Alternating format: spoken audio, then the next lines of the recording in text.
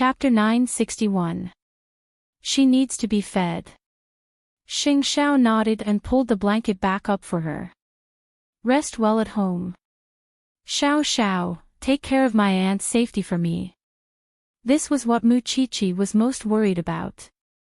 She was afraid that Feng Chang's so-called making her regret was to touch the person closest to her. Got it. Xing Xiao got up and left the bedroom. Even the little one could feel that Feng Chang's target was Su Zipei. How could he not think of it?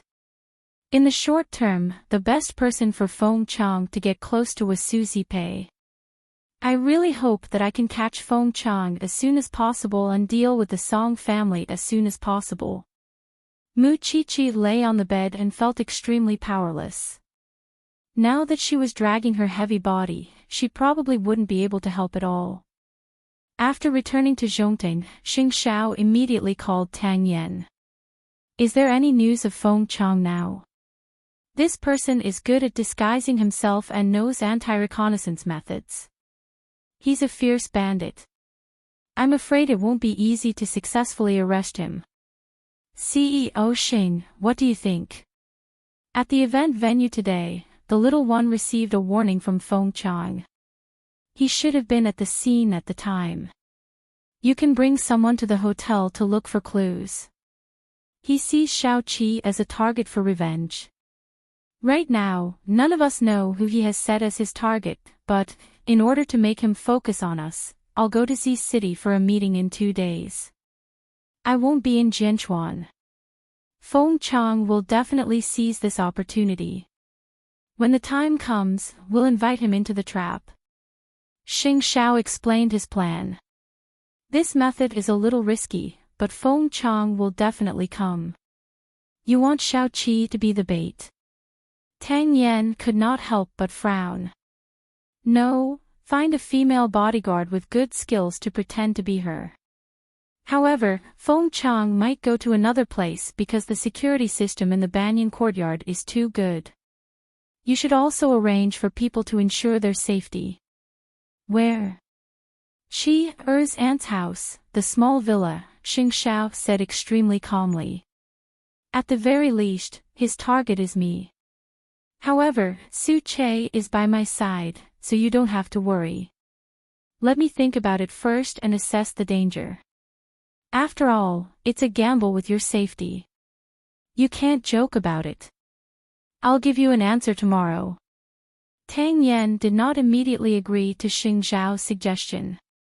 Although he knew that Xing Xiao's plan was right, Feng Chang was too crazy. No matter what you plan, I will deliberately release the news that I'm going on a business trip tomorrow. I understand. After the call, Xing Xiao immediately called his secretary to arrange the interview in Z City 2 days later. It would be best if he could find an opportunity to make it public. Su Che, who was standing beside Xing Xiao, thought that Xing Xiao's plan was crazy too.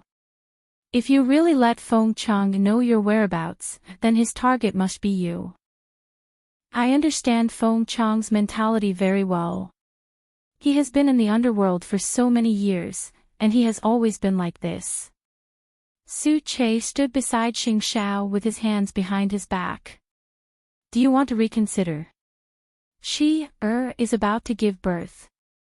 I have to deal with Feng Chang before that. I deliberately revealed my whereabouts more thoroughly. You're playing with your life. Xing Xiao smiled confidently. I believe in my brain, and I believe in your skills even more. Chapter 962. Are you afraid that you won't have the chance to get it back? Yan, I don't have any other requests. You just have to pay attention to your own safety. After all, you're already a father. You have to pay attention to the safety of the CEO because he's about to become a father too. Don't worry. Since he was going to do it, he had to make sure that nothing went wrong. Therefore, before the next morning, Tang Yan had already replied to Xing Xiao, we can go according to your plan, but the Song father and son will be released tomorrow morning. We have to think of a way to stall these two people. Then it's up to you, Xing Xiao replied softly as he stood by the window in a black nightgown. I got it. Actually, it wasn't difficult. Since the Song father and son were related to the suspect, the police could find an excuse to protect the surveillance 24 hours a day to prevent Feng Chang from contacting them. In addition, the Yishang group was already troubled by internal and external troubles. He believed that the Song father and son would not be in the mood to do anything else, especially not to touch Xing Xiao. But you have to settle down, Chi-Chi. You don't have to worry about that. After saying that, Xing Xiao hung up the phone. When he turned around, he saw Mu Chi-Chi sitting on the bed and looking at him. Did I disturb you? Are you talking to Captain Tang on the phone again? Mu Chi-Chi asked in confusion. Hurry up and rest. Don't make a big deal out of it because of me, okay? Xing Xiao returned to the bed and reached out to hug Mu Chi-Chi. He saw that she had a pained expression. What's wrong? Leg cramps. Mu Chi-Chi blinked and said, it's very easy to have problems in the middle and late stages of pregnancy. Without saying anything, Xing Xiao grabbed her leg and gently massaged it. Now you know how hard it is to be pregnant. Will you still give birth in the future? Of course, Mu Chi-Chi replied heartlessly. Mu Chi-Chi replied heartlessly. Think about how many brothers and sisters you have. We only have one child. When I came to play with you, the child was alone. You're so unreasonable. After Xing Xiao finished massaging her calf, he said softly, in 2 days, I'm going to see City for a meeting. I wanted to bring you with me, but you're already pregnant, so it's better for you to stay at home. After Mu Chi-Chi heard this, she immediately stopped smiling and asked seriously, how many days? I'll be back the next day. Then go. Be careful. Mu Chi-Chi was a sensitive person, and her mind would run wild. Who would believe that Xing Xiao was really going on a business trip at such a critical moment? However, she would not stop him. Because she knew Xing Xiao. If she couldn't fight alongside him, she would be his shield so that he wouldn't have to worry about anything. Do you feel better now? Go to sleep. Okay, hug me tightly. In truth, both of them knew very well that Xing Xiao knew that he could not hide from that thing, and he was certain that it would not stop him. In this world, the person who understood him the most was this thing. Because in her heart, the Xing Xiao she knew was never a coward. He would only do what he was confident in. At most, she would follow him through life and death. The next day, the father and son of the Song family, who had been locked up in the interrogation room for 24 hours, were released. As Xiaolong expected, the father and son immediately went to complain. However, Tang Yan did not care. He sent Old Chin and another policeman to follow the father and son. Chapter 963. This is entirely because CEO Song did not provide any effective information. We are also afraid that the suspect will come back and contact you. This is also to ensure your safety. Old Ching thought about Tang Yan's instructions and said to the Song father and son seriously. Call your Captain Tang over. Captain Tang still has to track down Feng Chang's whereabouts. I'm sorry, I'll send you home now. Get in the car here.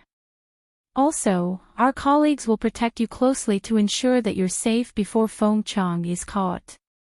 Old Ching was not afraid of Song Buji's threat at all. Song Buji let go of Old Ching and couldn't help but laugh. You're good.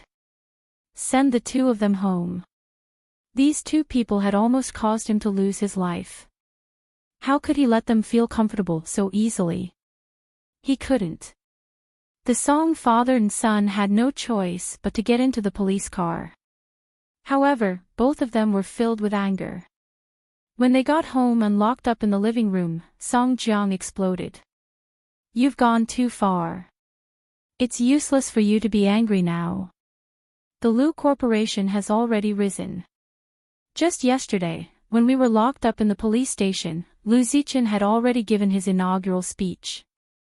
Now that Yeshang Group is facing internal and external troubles and scandals, are you still thinking about revenge? Song Buji was much calmer. Since he was home, he should take a good shower and continue playing the game. It couldn't be that others were playing well, but the father and son who started the war would be eliminated, right? I'll contact your Uncle Rong. Are you going to make the mistake from 25 years ago again? Song Buji stopped him. Now that the police are looking for Uncle Rong, he won't let the police have an easy time. What role do you play in the middle? Let them solve it themselves. Isn't that the best outcome? Song Jiang seemed to have woken up from a dream as he looked at Song Buji. From his son's plan, he was going to completely get rid of Feng Chang. We're just in charge of reorganizing Yeshang Group. Why bother with the police? Don't forget, your target is the Shen family. After hearing his son's words, Song Jiang almost thought that he had gone senile. But aren't you tired of being followed at home by this group of jinxes every day? Tang Yan wants to delay us. It's good that Uncle Rong can't contact us and avoid our responsibility. Isn't that perfect? Song Jiang calmed down and nodded in satisfaction. You're finally not going against me. Stay at home and watch the show. After saying this, Song Buji took off his coat and returned to his room. He hadn't showered for the whole night. As a germaphobe, he couldn't tolerate it at all. Song Jiang sat down on the chair. He suddenly felt that he was not as calm as his son during this period of time. Therefore, he planned to take advantage of the fact that the police were following him for the next 2 days to reflect on himself. On Tang Yan's side, he was still searching for Feng Chang in Jianchuan. However, this sly old man was too good at disguising himself. Therefore, there was no news of him ever since the arrest warrant was issued. Tang Yan agreed to Xing Zhao's suggestion. He planned to ensure the safety of the Xing family from 3 aspects. Whether it was Mu Qiqi, Su Zipei, or Xing Zhao himself, Tang Yan would not give up on any of them. In the afternoon, Tang Yan personally went to Zhongting, and Xing Zhao had just finished an important meeting. Xing Zhao's secretary quickly called Mu Qiqi when she saw that. I need you to provide me with all of your itinerary and time points, and even who you're meeting with. I want to know everything clearly. Feng Chang can see through your arrangements. He'll only believe you if you send people to wait near the banyan courtyard and the small villa. Our goal is to make Feng Chang think that we didn't expect him to come looking for me directly. Xing Zhao did not intend to reveal his exact itinerary to Tang Yan. Xing Zhao, Feng Chang is a ruthless bandit. Tang Yan was a little helpless as he tried to persuade Xing Zhao. You want to use the greatest chance to make Feng Chang focus on you, right? From the beginning to the end, you didn't want Feng Chang to look for Xiao Qi and her aunt. You're so relaxed. How could Feng Chang not know that you're plotting against him? Even if you don't think about yourself, you have to think about Xiao Qi. I'm going to Z City. That's not your jurisdiction. It'll take time to mobilize police resources. Moreover, those police officers might not cooperate with you. They might alert the enemy, Xing Zhao explained. Second, I have Su Che. Moreover, I'll deliberately design a few weak points and wait for Feng Chang to come to me. If I'm not confident, I won't tell you at all. Thirdly, no one is more concerned about Qi than I am. The matter with the Song family has been dragged on for too long. I don't want her to worry about being watched or being in danger when she's giving birth. Tang Yan opened his mouth, but he couldn't say anything. What if something happens to you? Have you thought about it? Hearing Tang Yan ask about what he was most worried about, Xing Zhao leaned back and chuckled. I'm here to catch someone, not to die. But, before Tang Yan could finish his sentence, the door of Xing Zhao's office was pushed open. Mu Qiqi walked to the two men with her bulging belly and sat down beside Xing Zhao. Captain Tang, just listen to Xiao Zhao's arrangements, Mu Qiqi said to Tang Yan. No one can change his decision. Don't I still have you? Xing Zhao pinched her palm and said. But I won't stop you. At most, if you're injured, I'll take care of you for the rest of your life.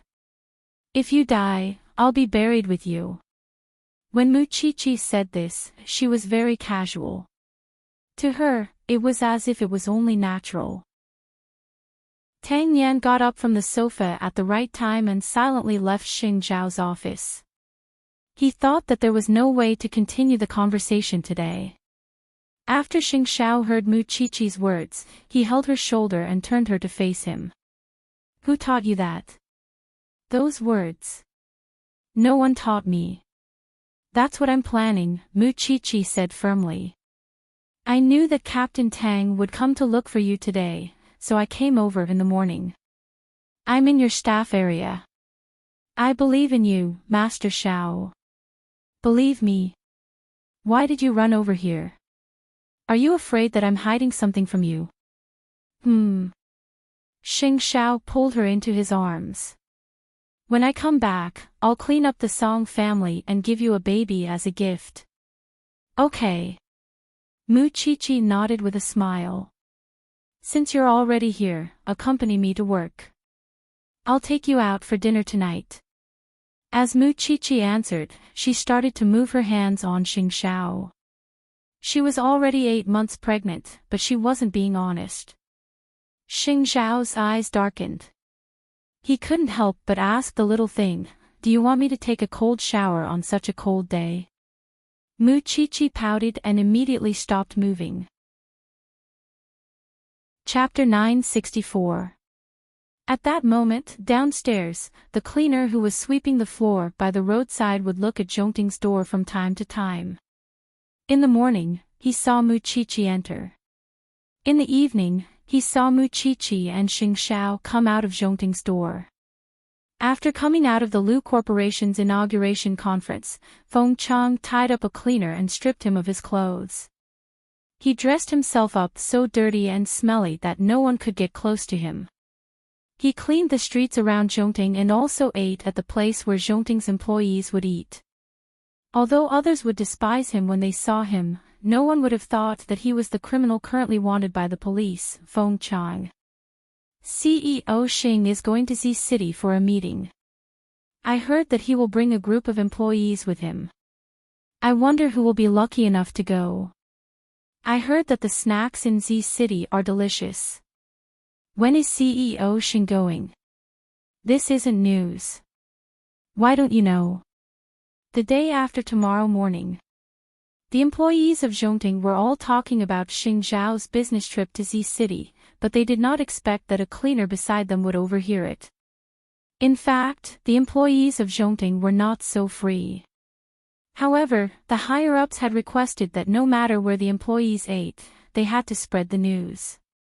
That was why this group of people were discussing such a problem on such an occasion. It turned out that Xing Zhao was going on a business trip. But was there a need to make such a big fuss about it? Feng Chang sneered.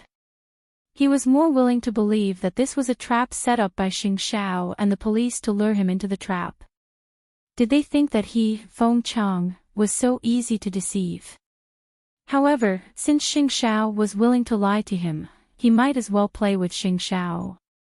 He wanted Xing Zhao's little bride to be buried with his Shinmei.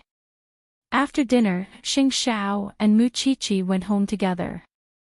However, they saw the lawyer waiting at home. Mu Qiqi looked at Xing Zhao in confusion. Xing Zhao carried her upstairs and asked the lawyer to follow her to the study for a discussion.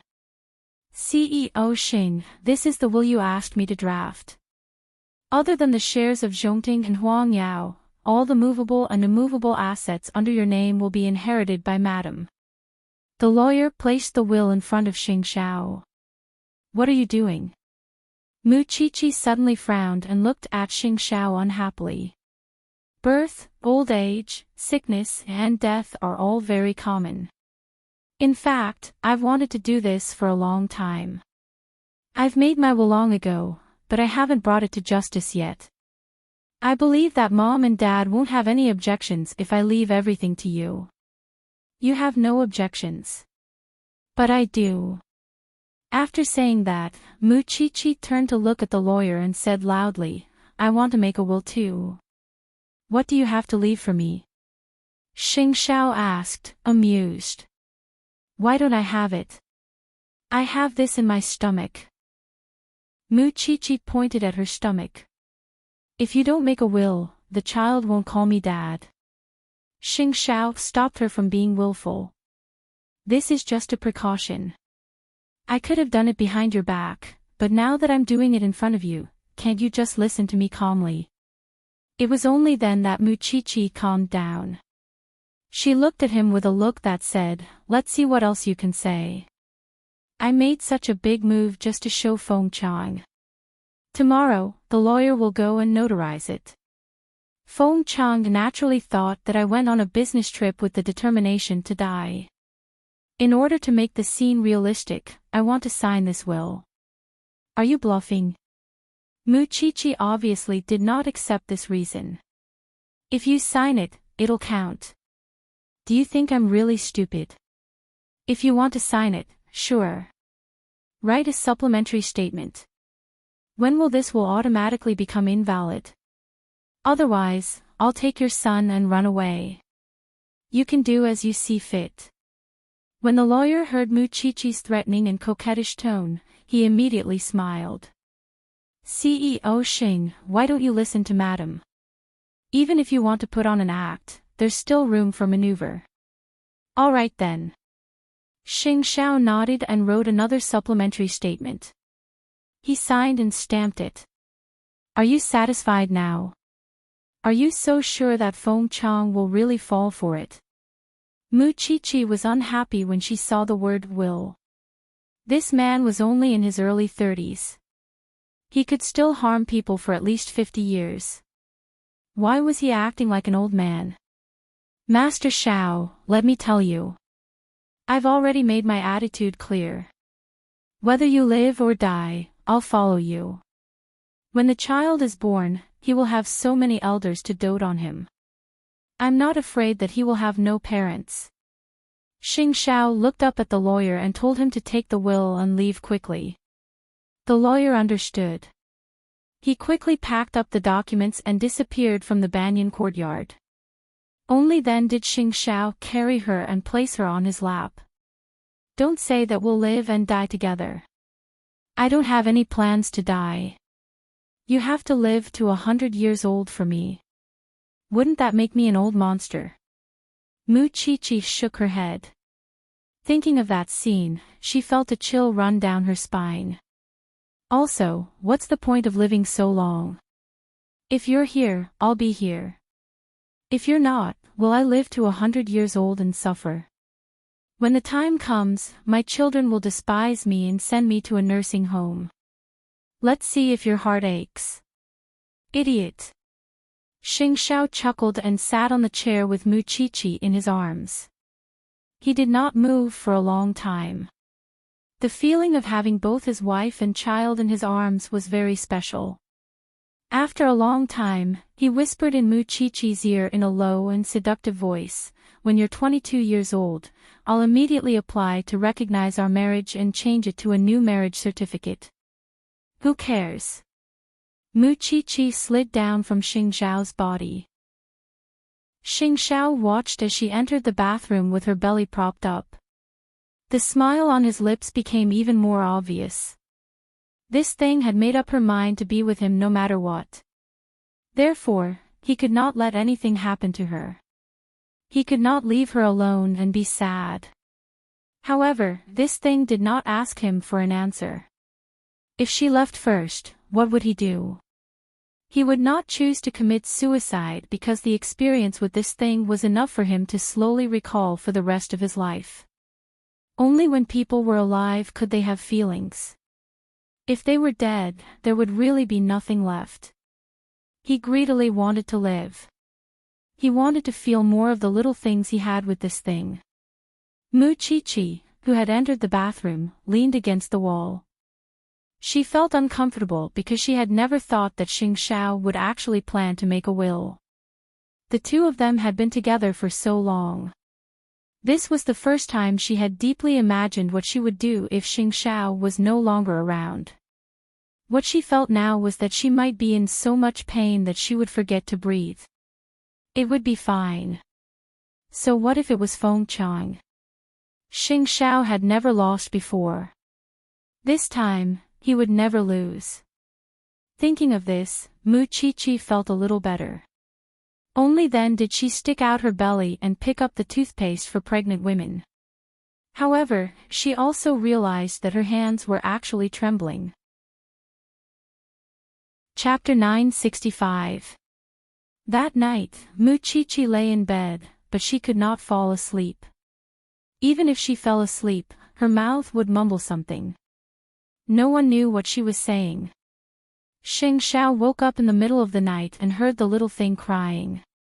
He quickly turned on the wall lamp and shook Mu Chi-Chi awake. Mu Chi-Chi woke up with a start. There were still tears at the corners of her eyes. Did you have a nightmare? Xing Xiao's voice was soft and hoarse. I'm fine. Mu Chi-Chi shook her head and reached out to wipe away the tears at the corners of her eyes. Maybe the child in my stomach kicked me. Xing Xiao sat up and hugged Mu Chi-Chi in his arms. He rubbed her head and said, even if you want to find an excuse, find a decent one. Tell me the truth. What happened? Mu Chi-Chi could not hold it in for a moment. Her voice was a little choked. I dreamed that I was dissecting Lu Zhao.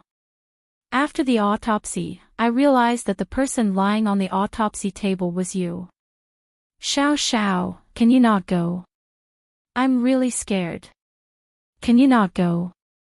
After Xing Xiao heard her words, he hugged her tighter and let her vent. I'm guilty of making a pregnant woman cry. However, you're just generous with your words. Why didn't you stop me from the beginning? Do my words matter? Mu Chi-Chi raised her head and asked with a sobbing tone. I naturally can't listen to other people's words. I'm Xing Xiao. But I naturally have to listen to you because you're Xing Xiao's woman. Xing Xiao hugged Mu Chi-Chi and patted her back gently. Calling you an idiot isn't an insult at all. So, you're not going? I'm not going, Xing Xiao answered. Seeing Mu Chi-Chi's sad look just now, Xing Xiao's heart ached. He could do anything, but he could not see the little thing sad. Then what about Feng Chang? Don't take it for granted. Xing Xiao hid her hand under the blanket and covered it. Then, he leaned over and kissed her forehead. I'll send someone else. Feng Chang will think of another way. Are you really not going? Don't tell me you're going to leave after I fall asleep. Xing Xiao laughed when he heard that. Are you that insecure? Why don't you try pregnant? I know Feng Chang is not easy to deal with, but I also believe in Captain Tang's ability. I think you should also try to believe in Captain Tang. He will find Feng Chang's whereabouts. Do you believe that? Alright, let's not talk about this anymore. Can we sleep now? Xing Xiao looked at the time. It was only 4 a.m. Even if he wanted to inform Tang Yan that there was a change in the plan, he had to wait until tomorrow morning, right? Do you mean what you say? When was it not? Xing Xiao asked in return. Mu Chi-Chi pouted and thought about it for a moment. In the end, she obediently lay down. Don't blame her for being willful. Pregnant women were very fragile in the first place. She wanted to be Xiao Xiao's support, but she really felt that he did not have to go. It was not a multiple-choice question. While the couple was lying down to rest, Tang Yan had already been on duty for an hour. That was because the bodies of the sanitation workers had been discovered and reported to the police. Some people even claimed that they had a clue about Fong Chang, who was the foreman of the sanitation workers.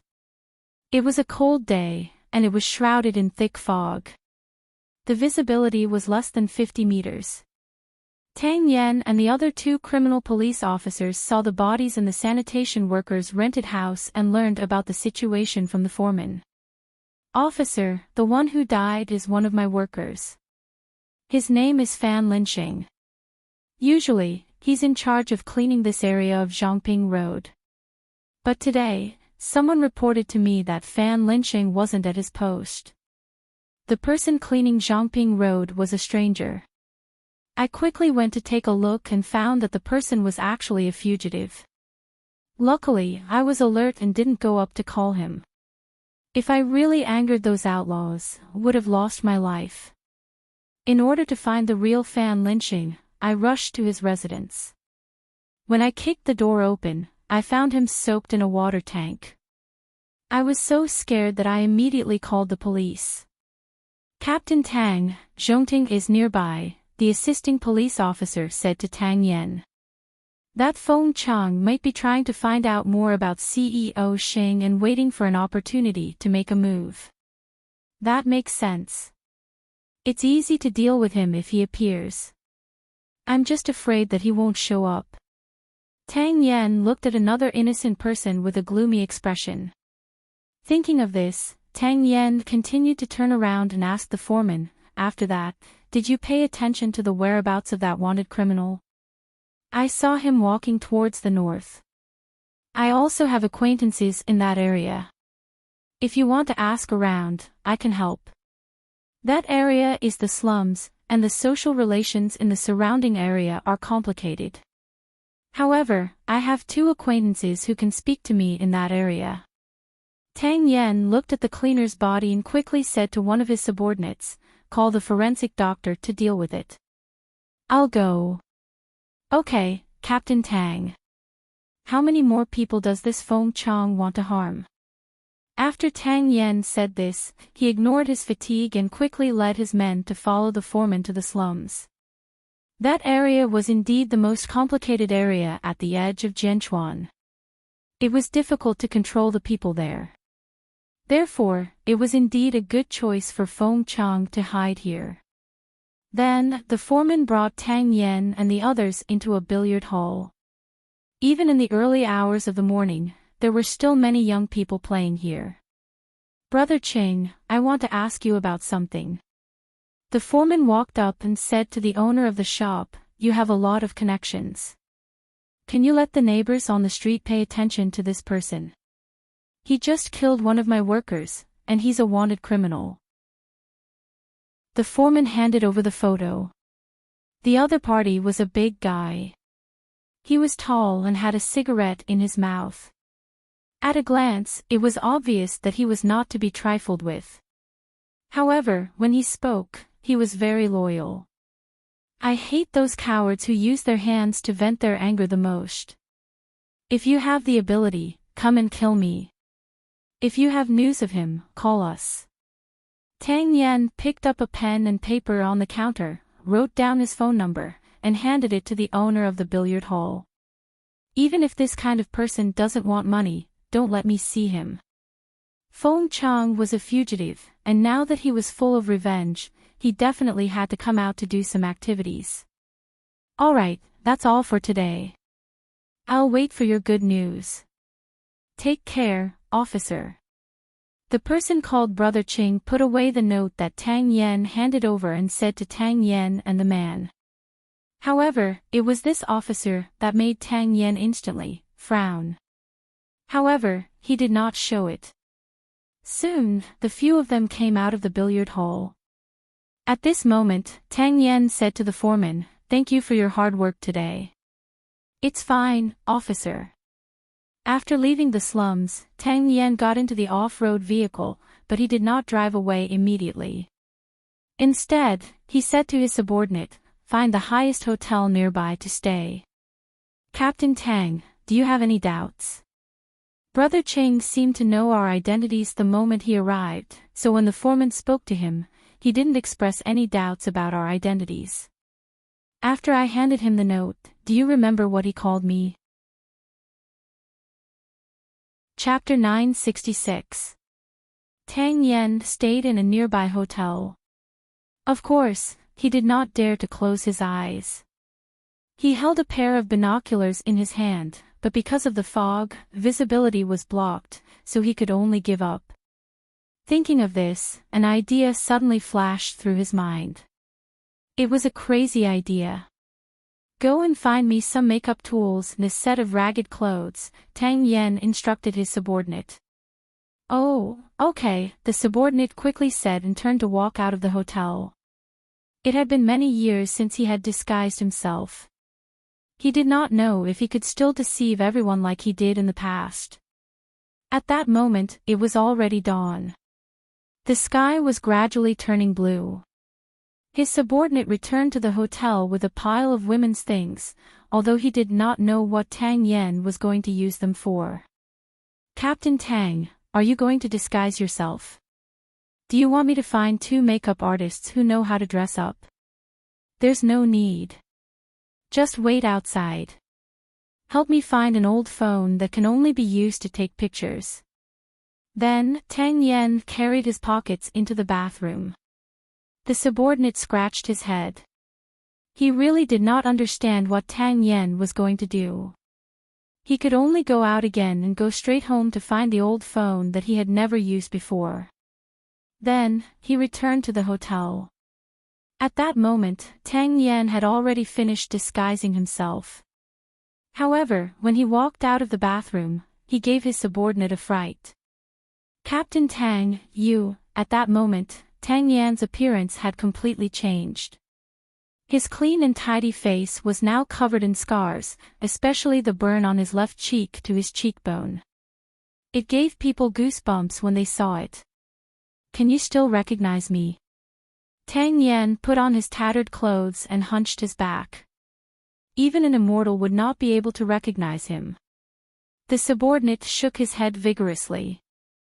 I can't recognize you at all. I didn't expect you to have such a skill, Captain Tang. Cut the crap. I'll go down and get some information. You stay here and wait for further notice. Don't let Feng Chang have another chance to go out and hurt people. But you're alone. The subordinate was a little worried about Tang Yan's safety. No need. You just have to take care of yourself. With that, Tang Yen took the old, tattered phone and walked out of the hotel room. This was his old profession. He knew better than anyone how to protect himself.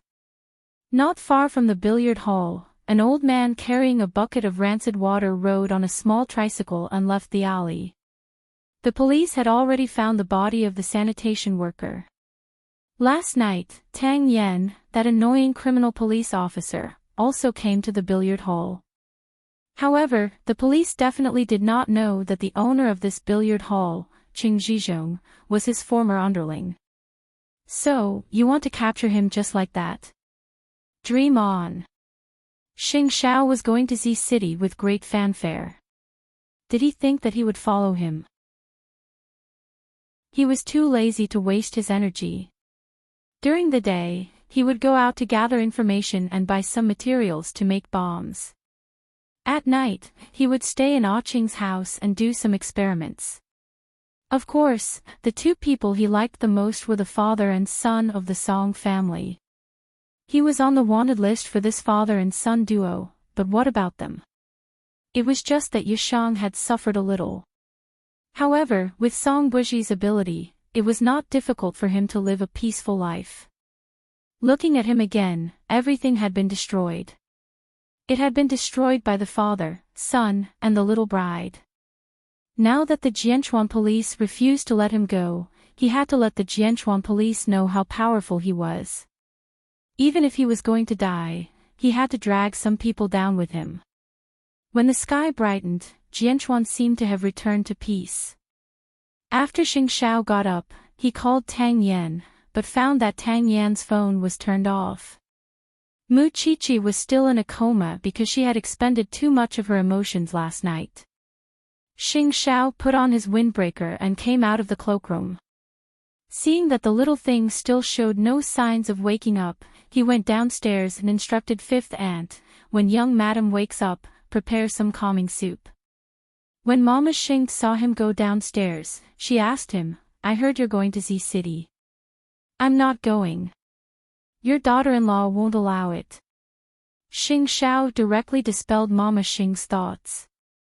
That Feng Chang is really a cruel fugitive. The police just reported that someone died because of Feng Chang, and it was a sanitation worker. Mama Xing had reason to be so worried. Xing Xiao suddenly understood why Tang Yan's phone was turned off. He should be at the scene of the crime. Don't worry, Mom. The vice president will take care of tomorrow's itinerary. Nothing will happen. Xing Xiao comforted her, making Mama Xing feel more at ease. That's good. Mama Xing heaved a sigh of relief. Now that Chi-Chi is old, she can't do without you the most. Take more time to accompany her at home.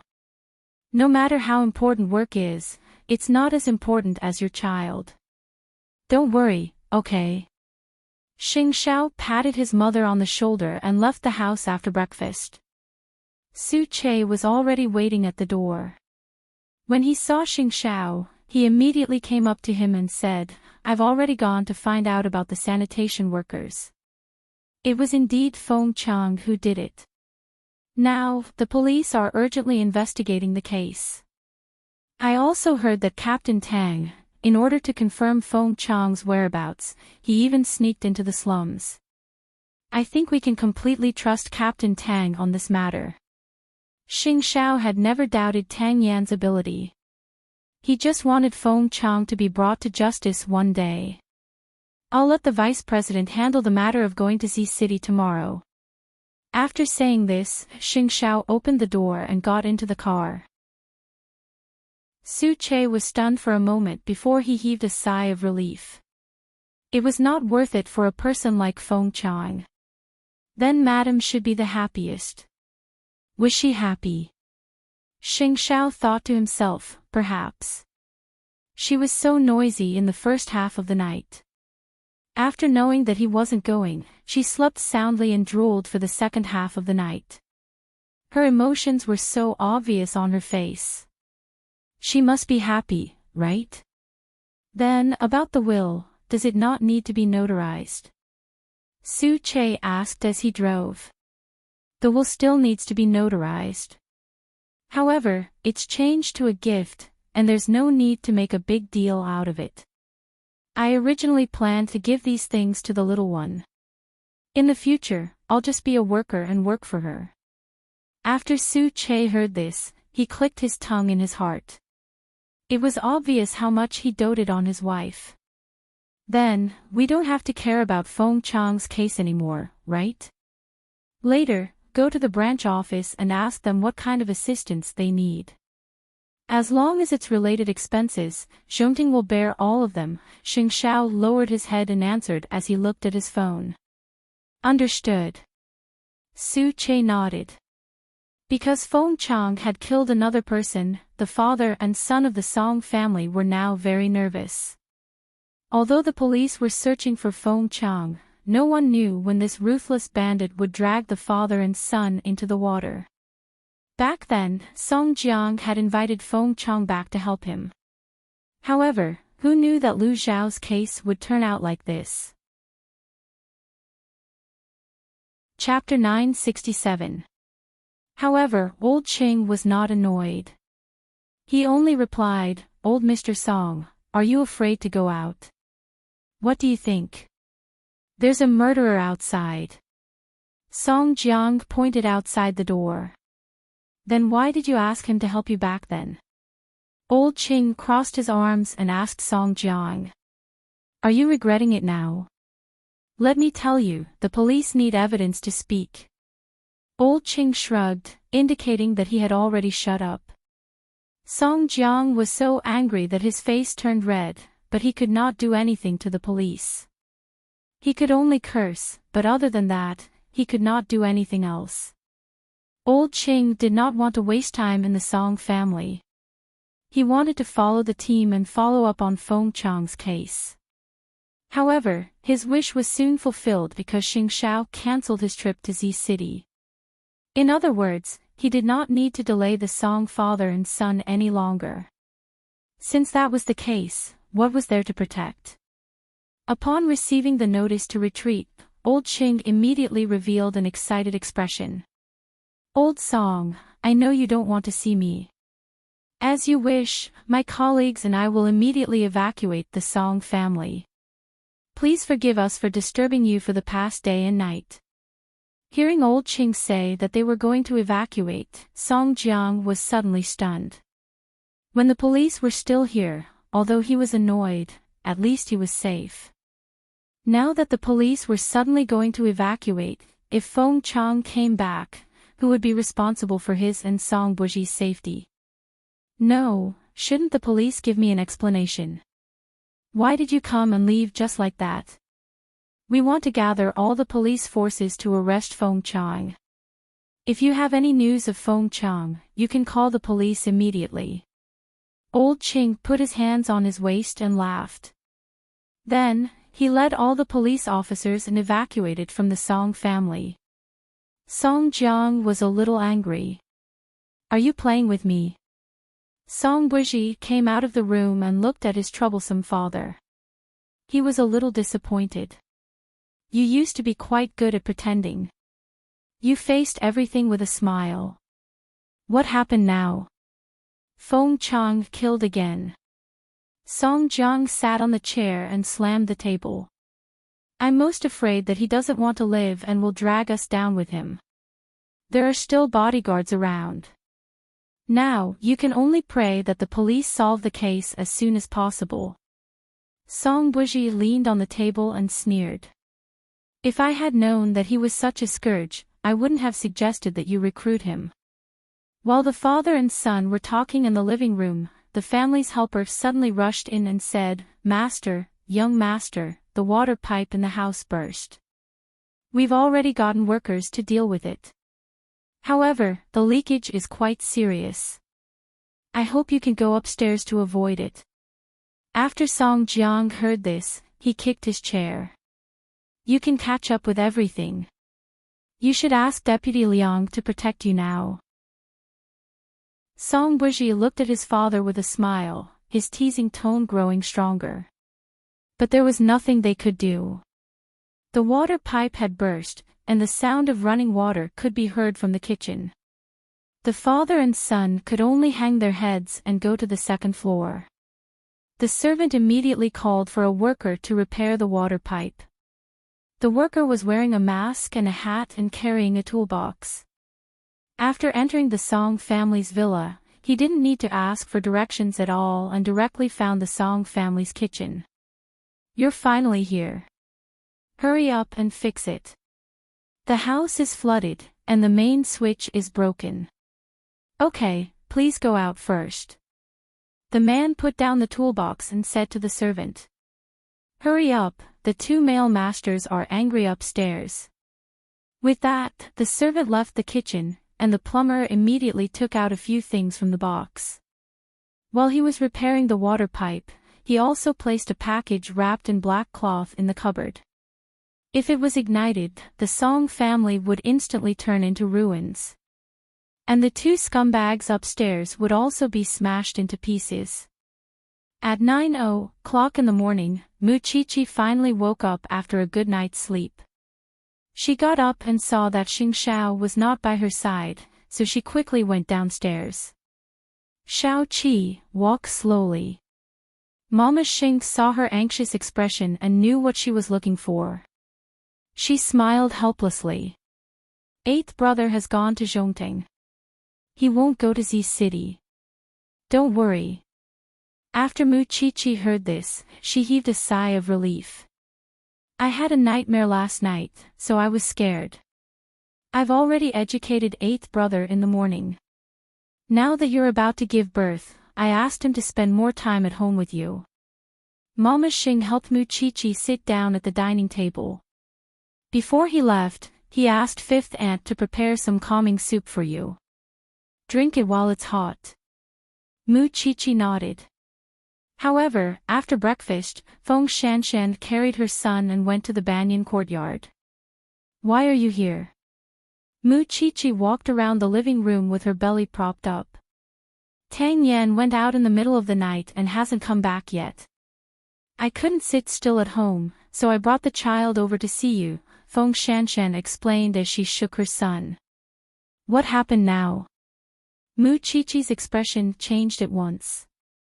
Another sanitation worker died, Feng Shanshan said. It was done by Feng Chang. A passerby provided clues, so Tang Yan is still at the scene. After hearing this, Mu Chi-Chi did not know what to feel. On one hand, she was glad that she had stopped Xing Xiao in time. On the other hand, she was filled with guilt for those innocent lives. You're still pregnant. Don't think about anything else. Mu Chi-Chi did not speak for a long time. She only looked up at Feng Shanshan and asked, I'm quite selfish, right? I didn't let Xiao Xiao take the risk, but I could only watch as Captain Tang searched for Feng Chang everywhere and was in danger at any time. Feng Chang's target is me, not those innocent people. Although I don't know why he made me his #1 target, he just hates me. That's undeniable. Shanshan, do you blame me? You're a pregnant woman. What can you do?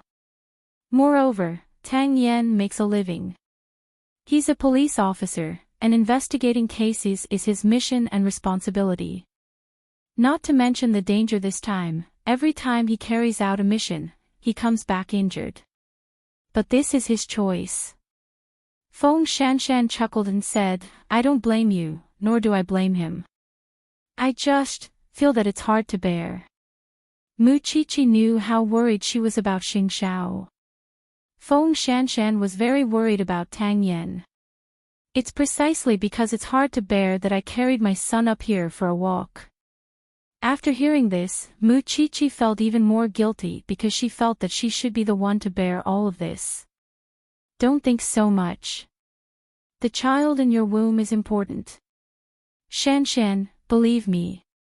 If possible, I will help Captain Tang solve the case at all costs, but I really don't have the strength to do so now. Chapter 968. You two children are just too affectionate. Mama Xing could not continue to avoid them. She walked out of the room and sat beside Mu Chi-Chi. But think about it. Do they really need you to worry about them like this? Yes, the enemy is indeed ferocious. The outlaws are scary and intimidating, but you have to believe that they are not fighting alone. There are so many people waiting to catch the criminal. Why can't you have a little trust in each other? If you are too concerned about gains and losses, it will be easy for you to get hurt. Although I know that one of you has just given birth and the other is about to give birth, if you want them to be free of distractions, then listen to mommy and let the men do what they want. They have their own world to live in. Don't restrain yourselves just because of your emotions. Mommy is also worried about eighth brother. But there are some things that he needs to do. I also know that Shanshan has no other relatives in her family. But I also believe that you support Tang Yan from the bottom of your heart, don't you? Don't be afraid, okay? To you, they are unique, but to us, they are just as important. Mama Xing's words made the two women's eyes turn red. You have to know that you are already mothers. You are no longer the little girls who need to be coaxed and lied to. You have to shoulder the responsibility that belongs to you. Mommy. Mu Chi-Chi leaned into Mama Xing's arms. I'm too selfish. Come, you come too. Mama Xing reached out to Mu Chi-Chi and Feng Shanshan and hugged them like a normal mother. Be strong, okay? I have always believed in those two boys. Why don't you believe in your own eyes? Perhaps it was because they were not old enough and experienced enough. The two little women in Mama Xing's arms were very sad. Especially when their men were facing danger, they always thought that they did not want them to be in danger. They believed in them. At this moment, it was not easy to do so. Because there was only one person. If he was gone, he would be gone forever. Just as Mama Xing said, the more worried they were, the more they would worry about gains and losses. Do you feel better? The two of them poked their heads out of Mama Xing's arms and nodded at the same time. Since that's the case, let men do what they want to do. As long as they love you, let them bear their own responsibilities. Thinking of this, Feng Shanshan felt much more enlightened. A few years ago, when Tang Yan was undercover, he had been facing desperados. He was not afraid then, and he would not be afraid now. She was the one who had dug her own grave and caused Chi-Chi to suffer as well. You too. Eighth brother isn't at the front line. Why are you so worried? How could he be scared so easily? I don't want Xing Xiao to go to Z City because I don't think it's necessary. If there's a need, I won't stop him, although I'm a mother. Mama Xing pinched Mu Chi-Chi's nose. Silly girl. Mu Chi-Chi and Feng Shanshan looked at each other. Indeed, the two of them were really silly. Thank you, Mommy. You've untied the knot in our hearts. It's great to have you. Although your mother has passed away a long time ago, I've always treated you like my own daughter. There's no need to thank me. Since you've thought it through, go lie down and rest. No, I want to hug you for a while more. Mu Chi-Chi leaned on Mama Xing and refused to let go. Women were emotional and emotional. So, no matter what men did, even if they knew that there would be no accidents, they would still worry. This was their nature. However, Mu Chi-Chi also thought about Mama Xing's words carefully. A woman's excessive feelings were actually a burden to a man. It was a burden to both herself and the other party. So, when Xiao Xiao returned home at night, she would tell him not to worry about her. He could do whatever he wanted. Since she had already sworn to follow him through life and death, what was there to be afraid of? Of course, the two men had never thought that their women were troublesome. Especially Xing Xiao. Mu Chi-Chi had been with him since she was 17. All these years, she had been devoted to him. Even now, she was still obsessed with him. He knew it very well. So, he was used to taking care of the little one's feelings. As for Tang Yan, he was filled with guilt and gratitude towards Feng Shanshan for not being at home all day. However, he was a police officer, and he had to work hard to catch criminals. He had always thought that it was his blessing to be able to marry such a good woman. So, many times, he actually hoped that Feng Shanshan could be a little greedy.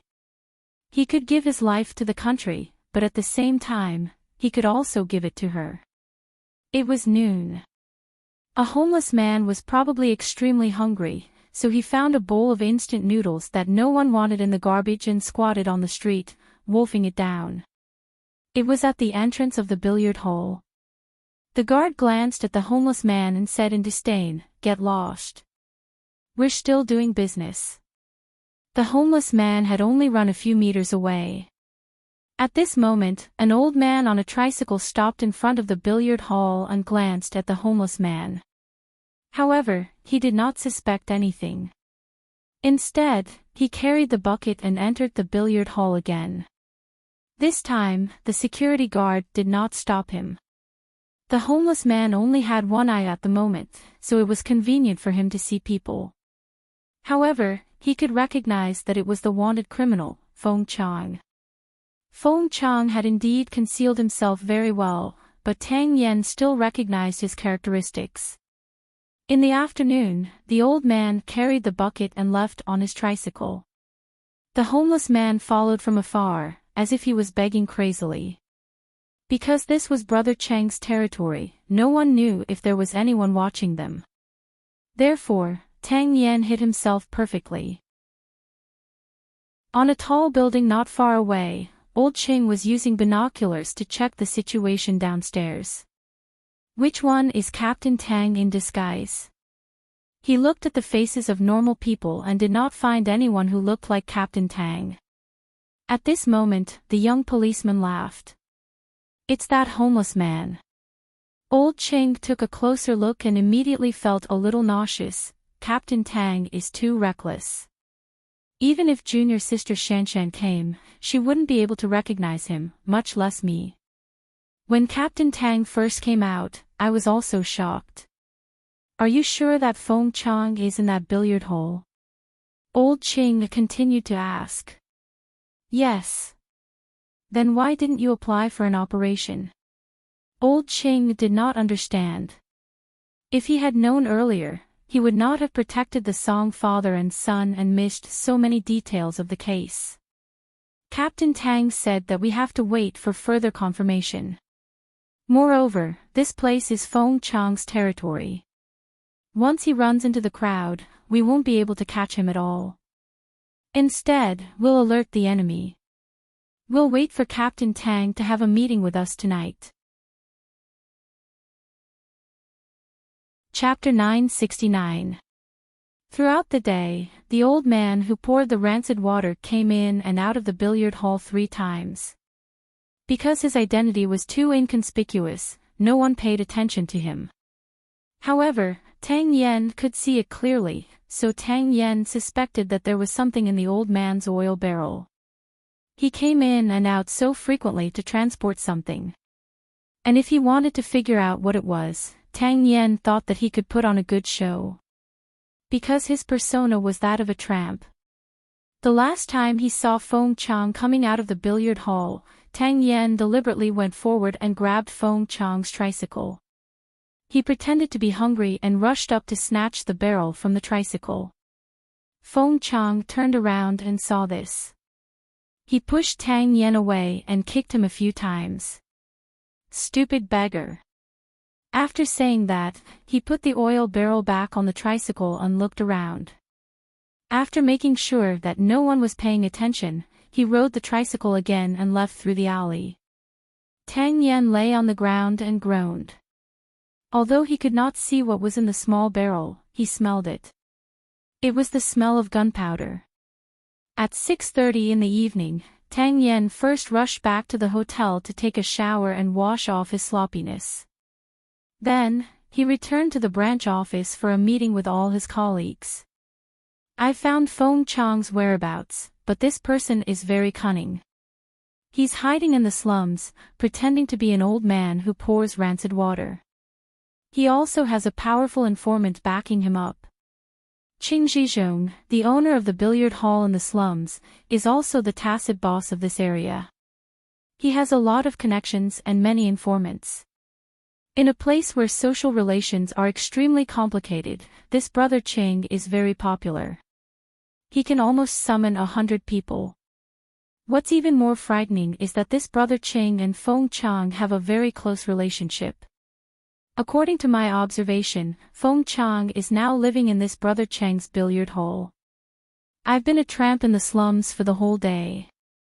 From 7 in the morning to 6 in the evening, Feng Chang went in and out of the billiard hall 4 times. That's not counting the number of times he went out before I arrived.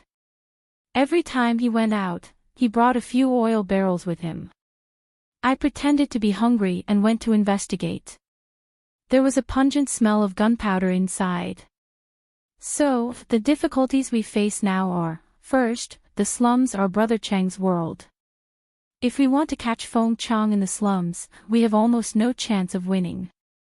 Second, where did the things that Feng Chang transported go? Thirdly, what does he want to do? Tang Yan and all the police officers in the station were having a meeting. At this time, Feng Shanshan carried her son and delivered supper to the people at the police station. When Tang Yan saw Feng Shanshan, he immediately stopped the meeting and looked at her. His voice immediately became gentle. Why are you here? Everyone looked at the door and saw Feng Shanshan holding the baby. They immediately joined in the fun excitedly. "Oh my god, this is Captain Tang's son. So cute. Her cheeks are bright red. Super cute. Captain Tang, I want a hug. I want a hug." Rest for 5 minutes. The meeting had been going on for a long time, and no one had a clue. Now that Feng Shanshan had brought supper, the group of hungry wolves could not hold it in anymore. They quickly thanked her and happily went to the dining area with their lunch boxes. His son was surrounded by a group of men, but Tang Yan could still whisper to Feng Shanshan, "It's such a cold day. Be careful not to catch a cold. You haven't returned home since early in the morning. I just wanted to come and see you. You're not out of confinement yet. You can't be exposed to the wind like this. Besides, the child is still young. I'm not afraid of being wrapped like this." Feng Shanshan held Tang Yan's hand and said, "If you're too tired, remember to rest. I'll take good care of myself and the child. Don't worry, Fifth Aunt and the confinement nanny are very careful." When Tang Yan heard this, he only felt guilty. He kissed Feng Shanshan's forehead. "It's so good to have you. Catch Feng Chang well. I'll leave with my son now." Feng Shanshan had been educated by Mama Xing during the day at the Banyan courtyard, so she could understand this man's hardships and difficulties.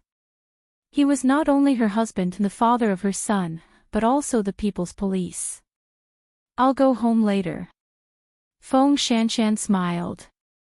Indeed, when you understood a person, there would not be so much resentment and anger in your heart. You would have more room to accommodate love. Then, she took the child from her senior brother's hands. Looking at her back as she left, Tang Yan's eyes couldn't help but turn red. When old Ching saw this, he immediately patted his shoulder and said, "I'll send junior sister off. Captain Tang, continue with the meeting. I'll be back soon." "Thank you. Be careful. Junior sister is a good woman. Captain Tang, you have to cherish her." Old Ching had seen all kinds of things, but this was the first time he had seen such a sensible person. "I'll be back soon." Tang Yan put away his emotions because he had to come up with a plan to arrest Feng Chang as soon as possible. Only then could he go home and sleep in peace. Not far from the door, old Ching caught up with Feng Shanshan. He drove his car and sent Feng Shanshan home. "Junior sister, I'm sorry. As a police officer, I'm quite helpless." Captain Tang went out to the field at 3 in the morning. He was undercover for the whole day today. He only ate a normal meal during the meeting. "I don't blame him," Feng Shanshan said. She knew that as long as Tang Yan was at home, he would be a dedicated husband. In the middle of the night, when her son was hungry and crying, as long as he heard it, he would definitely be the one to get up. After this case is over, I hope the higher-ups can give Captain Tang a good vacation. As long as Tang Yan could rest normally, Feng Shanshan would be satisfied. She did not necessarily need a vacation.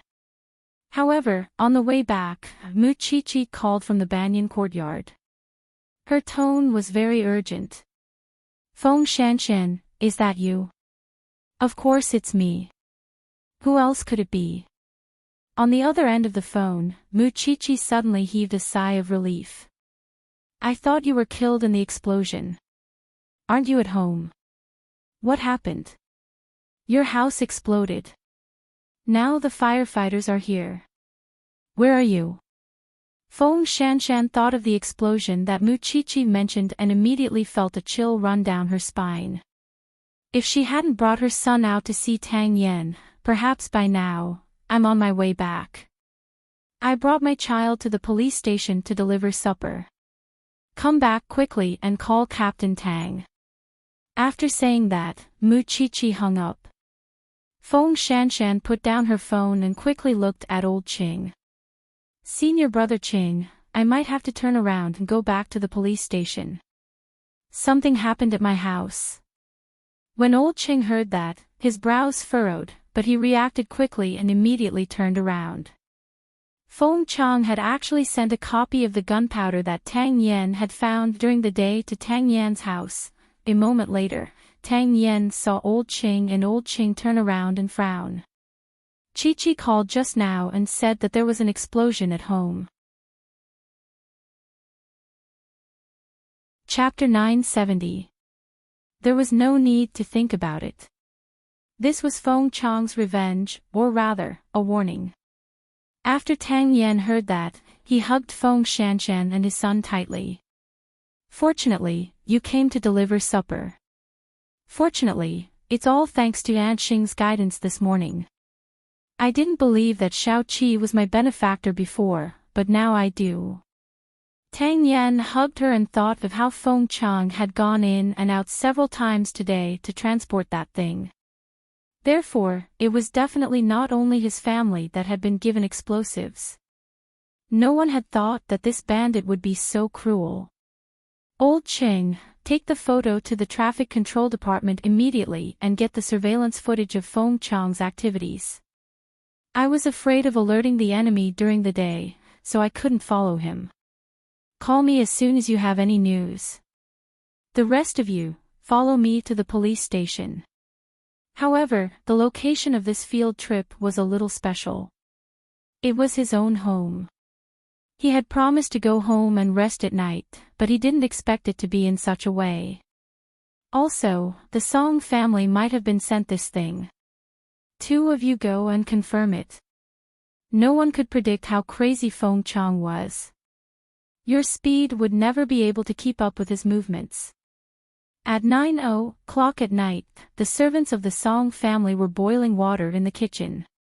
After someone came to clean the pipes during the day, she kept feeling that there was a strange smell in the kitchen, but after searching around, she didn't find anything suspicious. Auntie, the water I asked for isn't ready yet.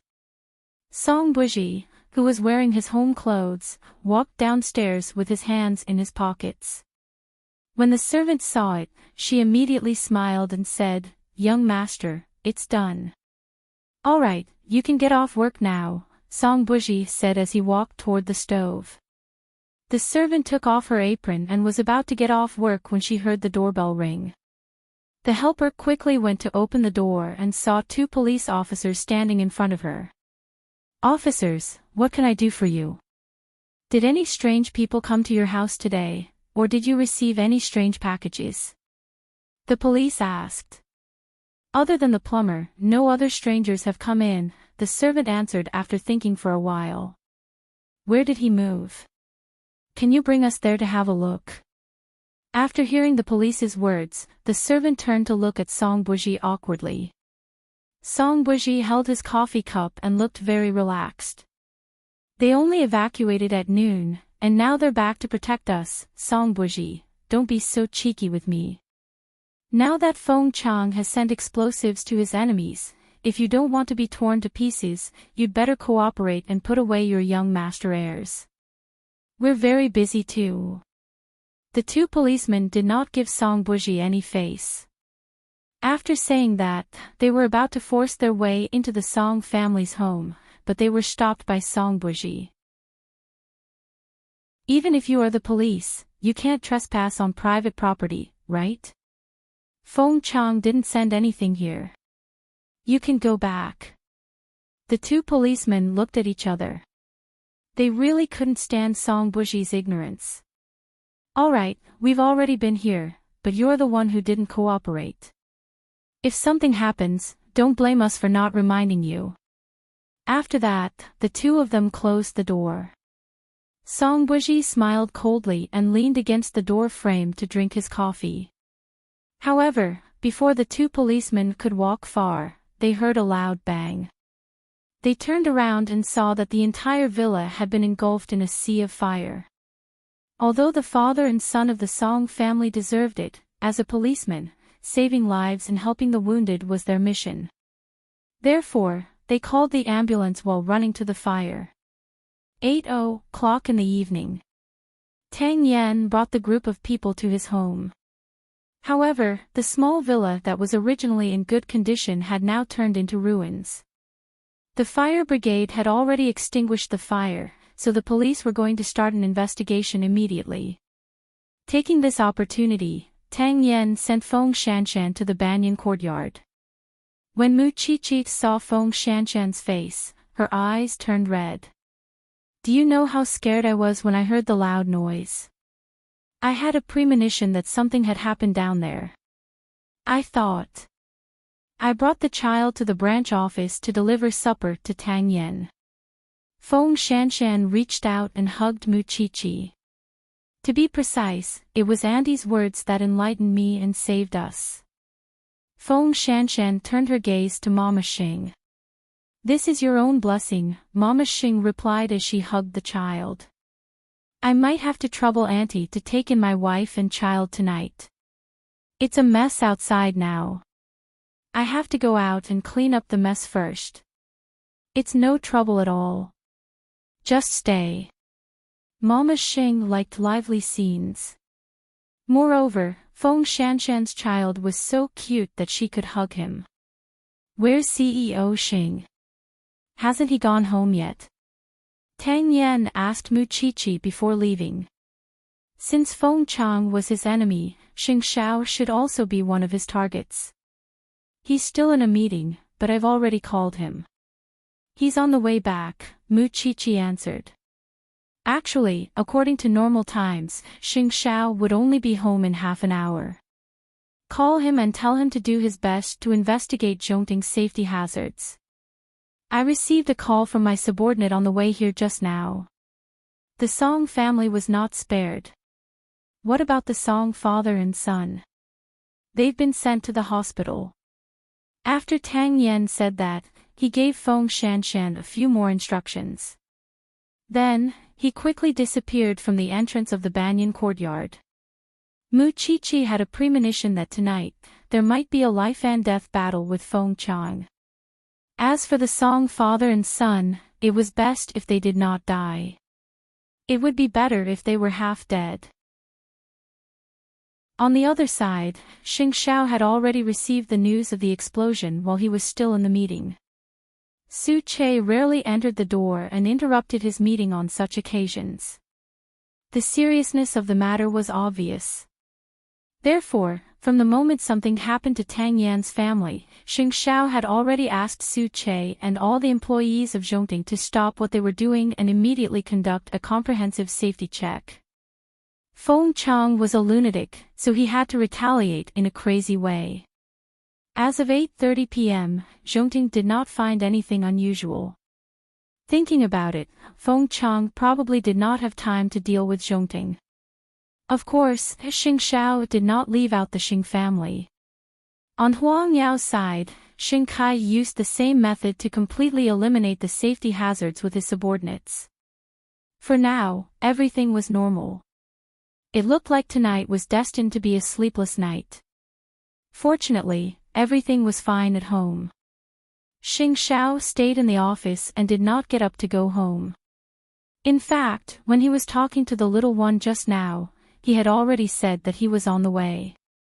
President, it's time to go. Su Che, do you believe it? I have a feeling that Feng Chang will come here tonight. Xing Xiao turned his head and said to Su Che. Xing Xiao turned his head and said to Su Che, maybe I've been with the little one for too long, and I've been infected by her magical power. Chapter 971. Now, there had been 2 explosions in Jianchuan, and one of them was the police's residence. When the chief found out, he flew into a rage and applied for a multi-department joint operation overnight just to arrest Feng Chang. While Tang Yen was returning to Jianchuan for a meeting, 4 plainclothes guards were arranged outside the billiard hall. As long as they found out about Feng Chang's movements, they would immediately report it.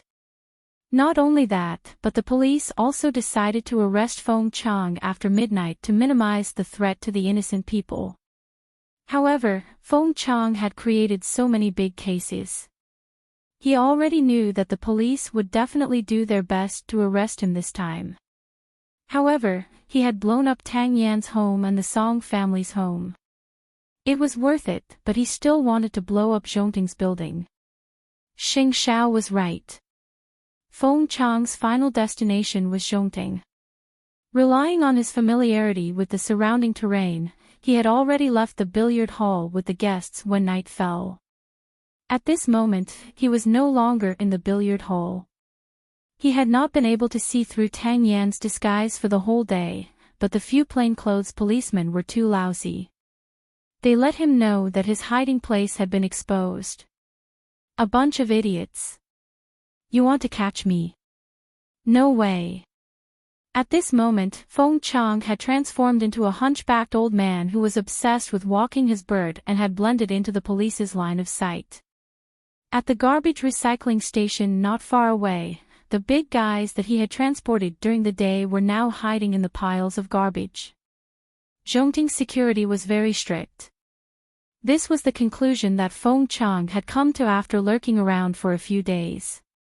Tonight, he wanted to put these big guys on each floor of Zhongting and wait until tomorrow morning to see the building collapse and human flesh flying everywhere. That scene would definitely be spectacular. He had carefully studied Zhongting's security system.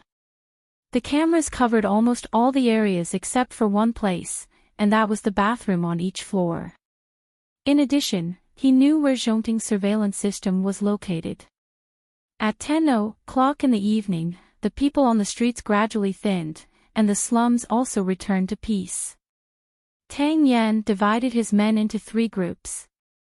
One group surrounded the billiard hall, the other group was responsible for wearing plain clothes and going in to cause trouble, and the last group was to intercept the exits outside the billiard hall.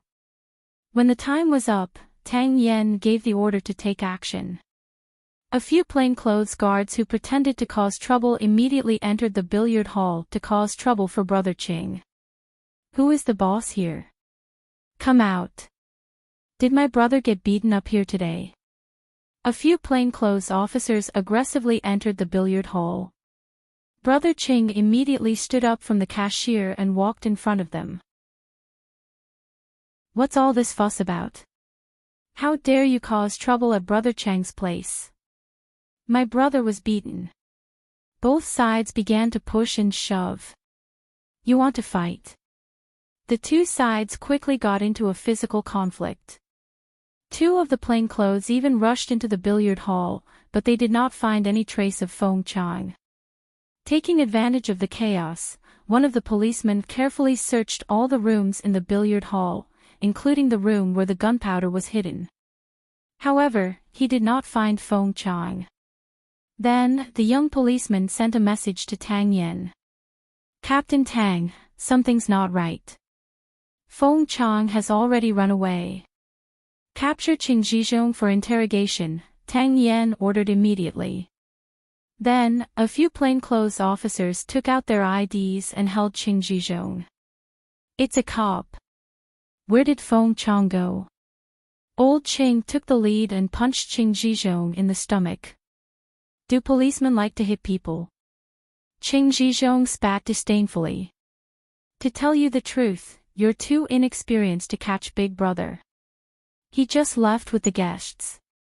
What are you policemen doing? Can't you tell? Besides, you can't catch up to him at all. He's gone to do something big. Interrogating Qing Zhizhong at this time would definitely not yield any results. Tang Yan took a deep breath and took out his phone. At the same time, he said to old Qing, bring him back to the station. Then, he dialed Xing Zhao's number. CEO Xing, are you home? I'm still in Zhongting. Xing Zhao sat in the dark office and answered in a low voice, but Feng Chang is here too. He's hacking into our security system now. I'm watching a good show. I'll be right there.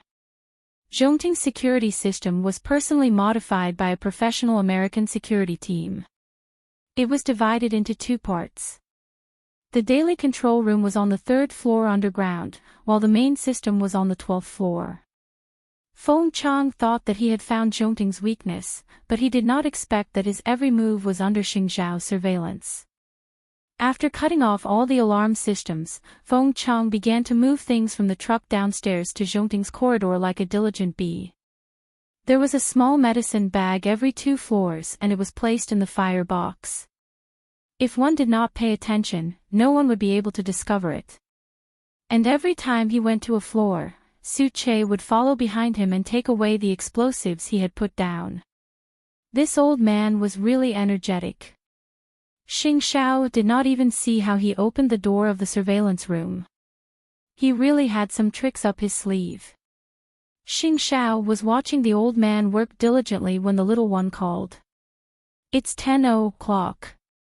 You're not home yet. Aren't you going home tonight?" "I have to go back, but I have to do my best to investigate Zhongting's security problems tonight, so it's a waste of time." "You sleep first." Mu Qiqi was silent for a few seconds. She seemed to sigh and said again, "I know you're lying to me. Zhongting's employees have already gotten off work." Xing Zhao face-bombed. He had almost forgotten that the traitor, the secretary, was in the office. Actually, you don't have to lie to me. I won't stop you from going out to do things. Just tell me when you can go home." Mu Qiqi's voice was very calm. "Although I don't know what kind of situation you're in at Zhongting, I hope you can tell me the truth no matter what." 2 hours. Look at the time. I'll definitely go home." With that, Xing Zhao hung up. Feng Chang suddenly raised his head and seemed to have noticed the surveillance cameras that were still working. He seemed to have understood something. He did not go to the next floor but quickly entered the office area. Su Che quickly followed, but Feng Chang, who was hiding behind the door, discovered him. The two of them were in the dark, but they started fighting. Feng Chang was no match for Su Che, but he was extremely cunning. Knowing that he could not win, he immediately hid under the desk. Tang Yan also rushed to Zhongting and called Xing Zhao again. The entire building was pitch black. Where was Xing Zhao now? "Captain Tang, you're here too." "The surveillance room on the 12th floor. The password is 1224. After you enter, restart the security system and you'll be able to see where Feng Chang is." "How are you now?" "I'm at the top floor. Su Che is chasing after Feng Chang. Tell Su Che to be careful. Feng Chang might be carrying a homemade weapon." With that, Tang Yan hung up the phone, pulled out his gun, and entered the building. Chapter 972. Su Che chased after Feng Chang, but Feng Chang was too cunning. He used all his previous experience in the underworld, causing Su Che to suffer a lot. Su Che decided to use a little trick. He pretended not to be able to find Feng Chang and turned to walk toward the corridor. He pretended to be upstairs, but in fact, he was hiding at the corner of the stairs. However, he did not expect Tang Yan to restart the security system, and the entire building of Zhongting was lit up. Su Che looked forward and saw that Feng Chang was already holding a gun. He was one step ahead of him and aimed it at his head. "Kid, let's see if your hand or my gun is faster. Take me to Xing Zhao." Su Che raised his hand and was about to walk down the stairs, but Feng Chang gestured for him not to move. "Just take the stairs." Feng Chang was extremely cautious. He knew that if he took the elevator, he might be set up, so he asked Su Che to take the stairs. "Behave yourself. Don't turn around. Otherwise, I'll shoot you in the head." Su Che looked at Feng Chang from the corner of his eyes. At the moment, he had no choice but to walk step by step toward the top floor. Xing Zhao had already seen the scene of Feng Chang pointing a gun at Su Che from the surveillance cameras. At that moment, Tang Yan had already arrived at his office. Tang Yan put away his gun and walked to Xing Zhao's side. Su Che has been kidnapped. Feng Chang should be coming up to the top floor to see me. I'll go from behind and stop him, Tang Yan said as he looked at the surveillance cameras. He paid attention to the number of floors and said to Xing Zhao, let's keep talking. Feng Chang is very wary. When you go downstairs or block him, there will definitely be footsteps. I'll go down with you and confuse him. There are 8 elevators in Zhongting. I'll press the button to stop on each floor and disturb Feng Chang. You act according to the situation. Okay. Tang Yan saw Xing Zhao follow him out of the office and the two of them split up. At that moment, Su Che and Feng Chang were still 12 floors away from the top floor. With their speed, Tang Yan went down to the 8th floor and waited at the entrance of the corridor. However, perhaps because he sensed that there would be a lot of danger after going up, Feng Chang suddenly changed his mind and asked Su Che, did you bring your phone? Yes, Su Che answered calmly. Take it out and call your big CEO. Tell him where we are and ask him to come down and pick you up. We'll wait for him here. Feng Chang leaned against the wall and did not move. He looked up and down, occupying the most advantageous position. Su Che put down his right hand and took out his phone from his pocket. Then, he dialed Xing Zhao's number in front of Feng Chang. Hello. Su Che. President, I was kidnapped by Feng Chang. I'm on the 27th floor now. Feng Chang wants to see you, Su Che said calmly to Xing Zhao on the other end of the phone. I'll be right there. With that, Xing Zhao hung up. Are you satisfied now? Su Che hung up the phone and put it back into his pocket. What do you want? Settle the score with Shen Mei. She's my daughter, Feng Chang said coldly. Then you should go to the police station. Don't think that I don't know that the person who provided the police with the clues is Zhongting's little bride, Feng Chang said with a gangster's expression. Anyone who provokes me won't have an easy time. Soon, the sound of someone coming down the stairs could be heard. The atmosphere suddenly became tense. However, Feng Chang was very satisfied. His eyes flickered with pride. What big shot of Zhenchuan! You still have to listen to my orders obediently. Don't worry. In a while, I'll send the two of you to hell. Behind the two of them, Tang Yan had already quietly peeked his head out. However, the position that Feng Chang occupied was too advantageous to him. Therefore, Tang Yan could not show himself, let alone approach. A moment later, Xing Zhao, who was wearing a windbreaker, walked down the stairs. When he saw such a scene, he did not panic at all. Raise your hands. When Feng Chang saw Xing Zhao, he shouted sternly, otherwise, I'll make your little assistant's brain explode. You've been hiding for so many days. I thought you were going to fly a plane and crash it into Zhongting's building. I didn't expect you to be so shabby. Xing Zhao stood beside Su Che, but he did not raise his hand. Cut the crap. Since you're going to shoot in the end, why should I raise my hand? Xing Zhao asked Feng Chang. Don't think that I won't dare to shoot. Listen, the elevator outside has been opening and closing. Many police officers have come. At this moment, they're searching for you everywhere. If you don't shoot and kill us, how are you going to break even? Xing Zhao leaned against the armrest and asked Feng Chang. Moreover, if you hesitate for one more second, the police will have a chance to find you. Xing Zhao, don't lie to me.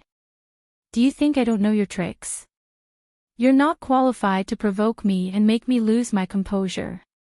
Since you've tricked me down, you have to do something, right? Am I wrong? You don't plan to kill us. I told you, my goal is your woman. As long as you hand over your woman, perhaps I can let you go. Feng Chang held the gun and walked between the two of them.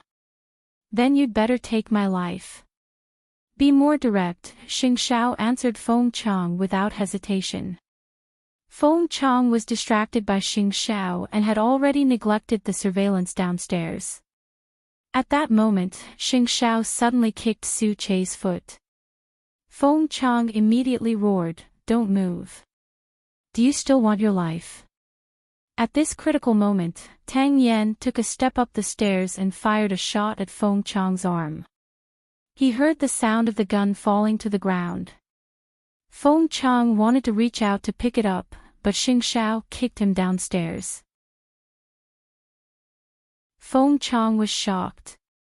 He turned around and wanted to escape, but Tang Yan pounced on him and pressed him to the ground. Then, Tang Yan took out the shackles from his pants pocket and cuffed Feng Chang. "I'll bring you to justice now, you murderous demon. Officer Tang, do you think you've won?" With that, Feng Chang took out a switch from his pocket. They heard a beep and were shocked. They should have known that this old thing had something hidden on him.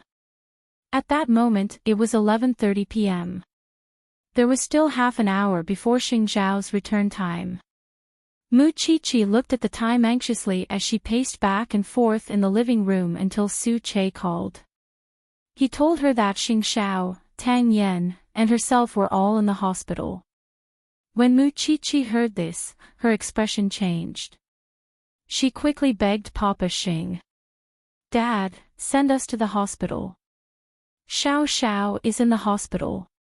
Seeing that Mu Qiqi was about to cry, Papa Xing could not refuse. "Let's go. Go upstairs and get dressed first." Mu Qiqi was so anxious that her clothes were in a mess. Then, she quickly went downstairs. Feng Shanshan handed the child to Mama Xing and followed her to the hospital. The feelings of the two women were complicated. Chapter 973. Soon, the two of them were sent to the hospital. It was fine for Feng Shanshan. After all, she had already given birth and her body was light. However, Mu Qiqi was heavy to begin with. She had to force herself to walk, which scared Papa Xing. "Xiao Qi, slow down." Mu Qiqi looked for the emergency department and the emergency ward. Finally, she saw the three men in the doctor's office. At that moment, the doctor was bandaging the wound on the back of Xing Xiao's hand. Tang Yan and Su Che had also suffered some minor injuries, but none of them were serious. However, Feng Chang had exploded on the spot. His body was a bloody mess. At the moment of the explosion, Tang Yan had thrown Feng Chang down the stairs. Therefore, although there had been an explosion, the three of them were not affected. Sob. "I finally found you." Mu Qiqi immediately pounced on him. Her body went limp and she almost knelt in front of Xing Xiao. Xing Xiao quickly used his injured hand to catch her. "Why are you in such a hurry? We're already in the hospital. How can I not be anxious?" Mu Qiqi held her stomach and started crying. "I thought you were sent to the operating theater and were being resuscitated." Xing Xiao turned to look at Su Che. Su Che turned to look at the door. He was also very innocent, okay? Because his young madam did not give him a chance to say the next sentence. "This is the only injury." Xing Xiao freed one of his hands to show her. "Hurry up and get up. You're so heavy." Mu Qiqi seemed worried. She checked her body again and nodded. "It's fine. It's really fine." It turned out that when things were in chaos, they would cry like a child. Thinking of this, Xing Xiao hugged her and walked out of the doctor's office. "Let's go home, but your injury." Feng Shanshan stood at the door. Seeing that they could still talk and laugh, she felt that this was a dream. Tang Yan turned around and saw Feng Shanshan behind him. He smiled at her forcefully and gestured to her that his foot was only slightly injured. However, Feng Shanshan still pounced on him and hit and scolded him. Wasn't this pair a little too mushy? Now, Su Che was the only one left in the office. The doctor on duty crossed his arms and looked at him. How old are you? Why are you fighting like those two just now? Don't your parents care? Su Che looked around and confirmed that the doctor was talking about him. Then, he took out his identification and handed it to the doctor. When the female doctor saw this, she immediately felt a little embarrassed. I couldn't tell at all. You're really good at retaining your youthful looks. Hee hee. You have a girlfriend coming to pick you up too. Su Che shook his head and handed his hand to the doctor. Bandage it for me. Okay. The female doctor asked Su Che to sit down. After the wounds were bandaged, the few of them left the hospital. Because Tang Yen still had to deal with the aftermath, he handed Feng Shanshan over to Mu Chi and Mu Chi. I'll come pick them up tomorrow morning. There were tears in Feng Shanshan's eyes. She quickly said, I'll go with you. The baby will look for you when he's hungry. Be obedient. Now that Feng Chang is dead, the danger has been resolved. Tang Yen insisted on not letting her follow. Feng Shanshan had no choice but to give up. It was just that she might not be able to see this man again tonight. Zhongting exploded and Feng Chang died. The police were doing further work to deal with the aftermath. Of course, because Zhongting had surveillance cameras, Feng Chang's death could be directly handed over to the police station to be summarized and the case could be closed. Such a ruthless bandit is simply perverted. He caused so much trouble, but he ended up without a corpse left. He really deserved it.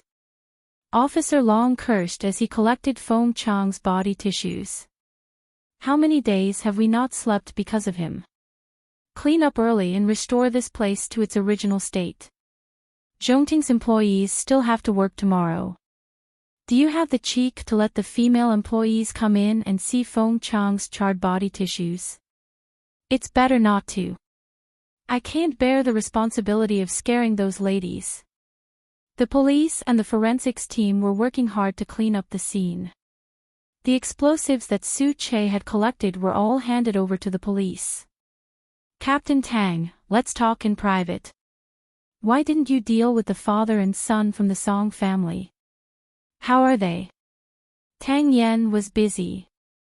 At this time, he had no time to care about the two of them.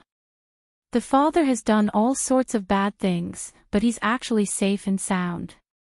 On the other hand, his son, Song Buji, had his right leg amputated. He'll have to spend the rest of his life in a wheelchair. Officer Long clicked his tongue. That's quite a pity. Tang Yen sighed. Although he was a criminal police officer, he really hated the father and son from the Song family. Now that Feng Chang was dead, the Song family would not be so easily dealt with. If Feng Chang was captured alive, Song Jiang would not be able to escape sooner or later. It was 1:00 in the morning. The few of them returned from the hospital in a sorry state. As soon as they reached home, Xing Xiao said to his parents, "It's fine. It's just a minor injury. The police at Zhongting know how to deal with the aftermath. Don't worry." Mama Xing handed the child to Feng Shanshan and glared at him. "Who cares if you're dead or alive? Look at how scared you've scared Chi-Chi. Comfort her well." Xing Xiao smiled. He was handsome. Even though he was in a sorry state, it did not affect his heroic spirit. "Let's go back to the room." Before Mu Chi-Chi could recover from her fear, Xing Xiao had already brought her upstairs. After returning to the room, Xing Xiao took off his coat. Mu Chi-Chi immediately reacted. "I'll go to the bathroom to turn on the water for you." Xing Xiao reached out to stop her and pressed her shoulder. "There's no need. I'll go myself. You can't touch." Before she could say the word water, Xing Xiao's kiss had already fallen. At first, he knew how to restrain his gentleness, but gradually, the desire in his heart was aroused. If Mu Chi was not pregnant, he might have already taken action. This place has become a lot bigger. After the passionate kiss, Xing Xiao hugged Mu Chi and teased her. You're still in the mood to talk about this. What happened tonight? Why are you all injured? Where's Feng Chang? Xing Xiao tidied up his shirt as he answered Mu Chi, he's dead. He was blown to pieces. In the future, he won't be able to cause trouble for us anymore. Really? Mu Chi was doubtful. Are you lying to me? If there really was an explosion, you wouldn't have been able to escape unscathed. I'm really not lying to you this time. With that, Xing Xiao sat on the sofa and pulled the little thing onto his lap. When I saw you crying just now, I felt that I wasn't fit to be your husband. Nonsense. Mu Chi quickly covered his mouth. There's no one in the world who loves me more than you do. The two of them hugged quietly for a while. Then, Xing Xiao suddenly asked Mu Chi, your birthday is coming up. What's your wish this time? Chapter 974.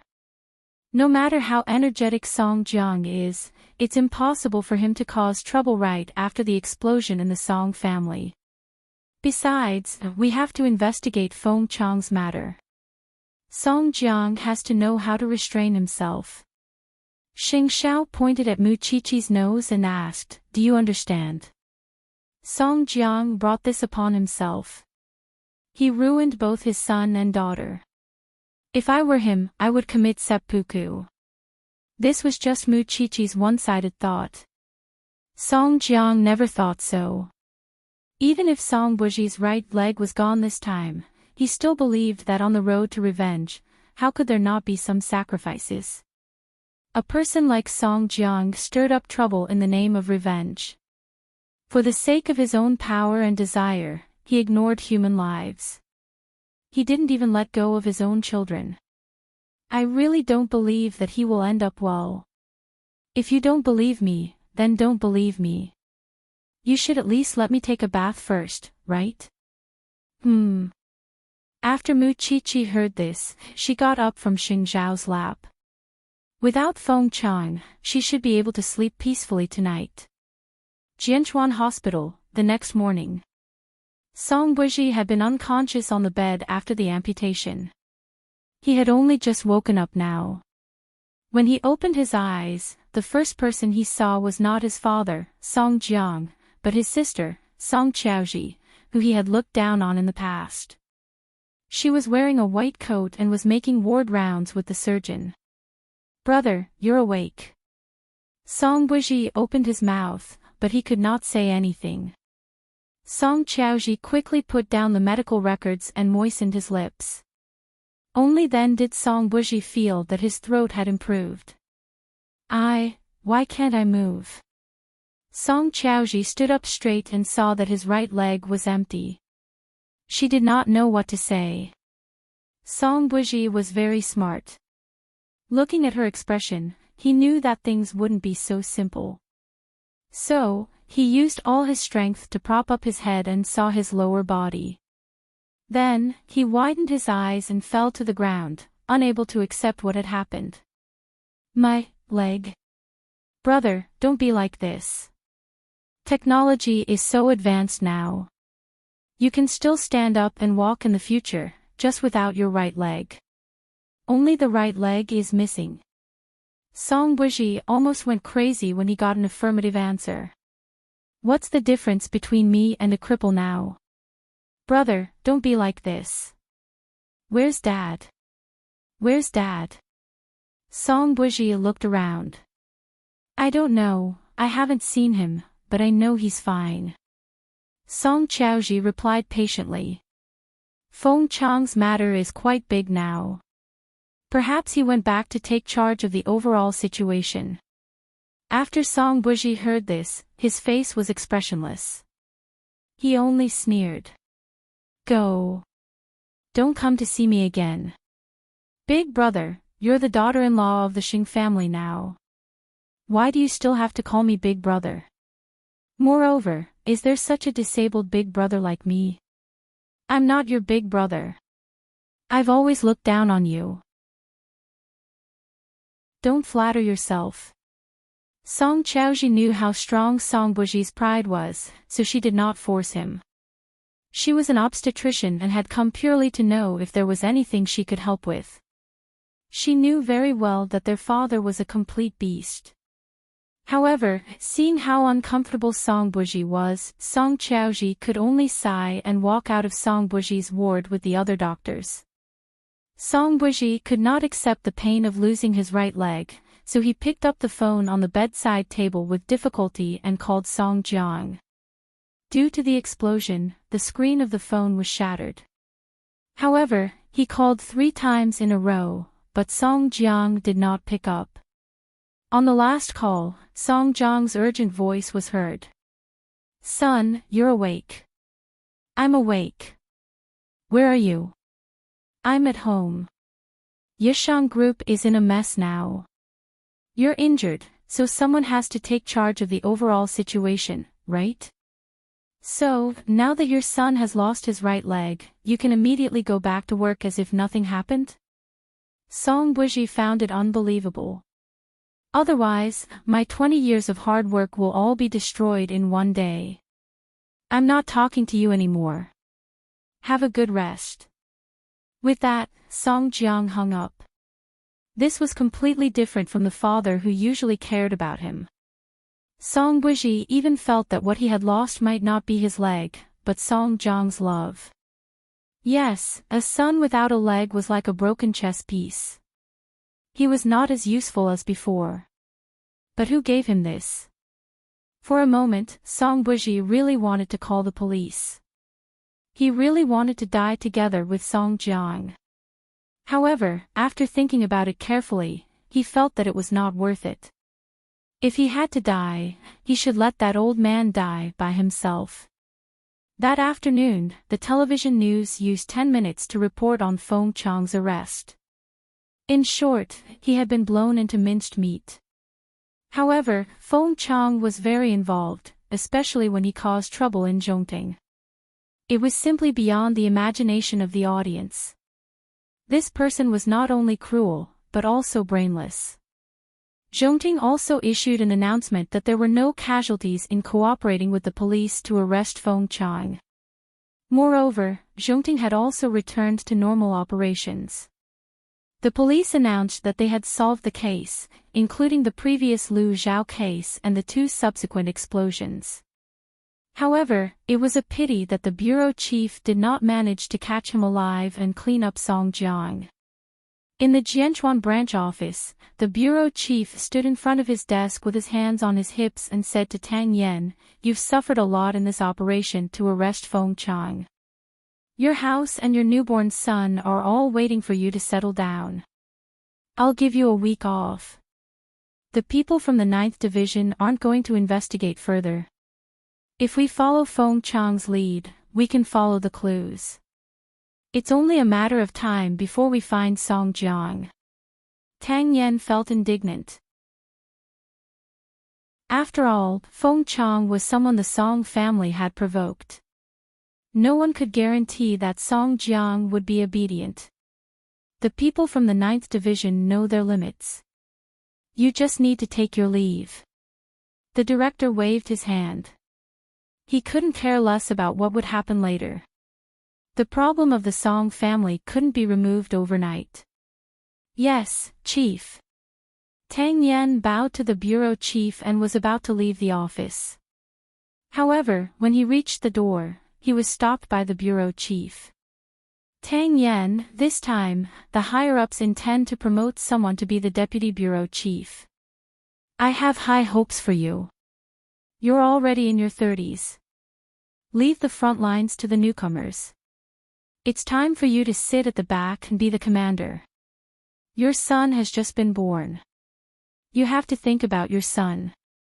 If it were in the past, Tang Yan would definitely refuse. He was not suitable for officialdom. Moreover, he liked to investigate cases freely on the front lines. However, this time was different. Thank you for your trust, Chief. Chapter 975. He had heard of Lin Muhan. Whether he was a good seedling or not, they would know once they met. In the afternoon, Tang Yan went to the banyan courtyard to pick up Feng Shanshan and her son. It was just that their nest had been blown into a terrible state. So, Tang Yan decided to bring Feng Shanshan and his son to stay at Professor Tang's house for a few days. When the house was repaired, he would bring his wife and son back to their place. Why are you leaving? Even if there are 2 more people, the banyan courtyard can still accommodate them. Mama Xing asked the family of 3 to stay. She felt that the more people there were, the livelier it would be, and it would be more convenient for 5th aunt to take care of them. However, Feng Shanshan and her husband still knew their limits. They were already disturbing enough, and it was not appropriate for them to stay any longer. Auntie, thank you very much for this period of time.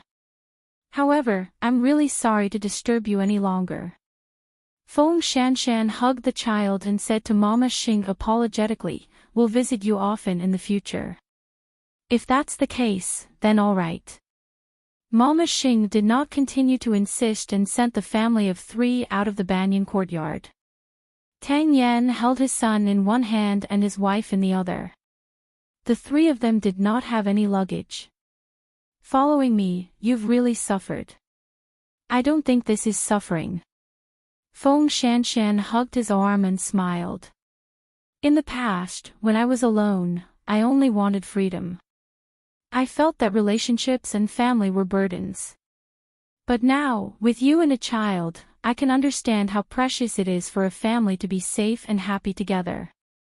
Tang Yan hugged his son with one hand and her with the other. So, I want to tell you a piece of good news. The director is going to make me the deputy director. I want to give you and your son a more stable life. I want to hire a nanny to help you, so I agreed. When our son is a little older, I hope that you will be able to complete your dreams and things that you haven't completed in the past. I don't want you to give up your life just to take care of the child and me. Feng Shanshan's eyes turned red. Should I congratulate you in advance? Deputy Commissioner Tang. Fool. The family of 3 went to Professor Tang's house. He had just returned home after being hospitalized for surgery. However, being able to see his nephew's happiness, Professor Tang felt that he had no regrets in this life. 3 days after Feng Chang's case, Jianchuan gradually returned to peace. Because of Feng Chang, the Song family was now in a state of disunity. Even if Song Jiang wanted to forcefully turn things around, with the pressure from the Liu family, he still felt that it was extremely difficult. After playing for so long, he did not get anything. Instead, he lost his children and even damaged the foundation of Yeshang Group. Just thinking about it, Song Jiang also felt uncomfortable. At this moment, Song Buji had been lying in the hospital for 3 days, but as his father, he did not dare to look at him. He understood his son's character, but there was nothing he could do now. Song Buji was already crippled. To him, he was a burden. He did not need his crippled son now because it would hinder him from seeking revenge on the Shin family. Although it was said to be revenge, the Shin family did not show up from the beginning to the end.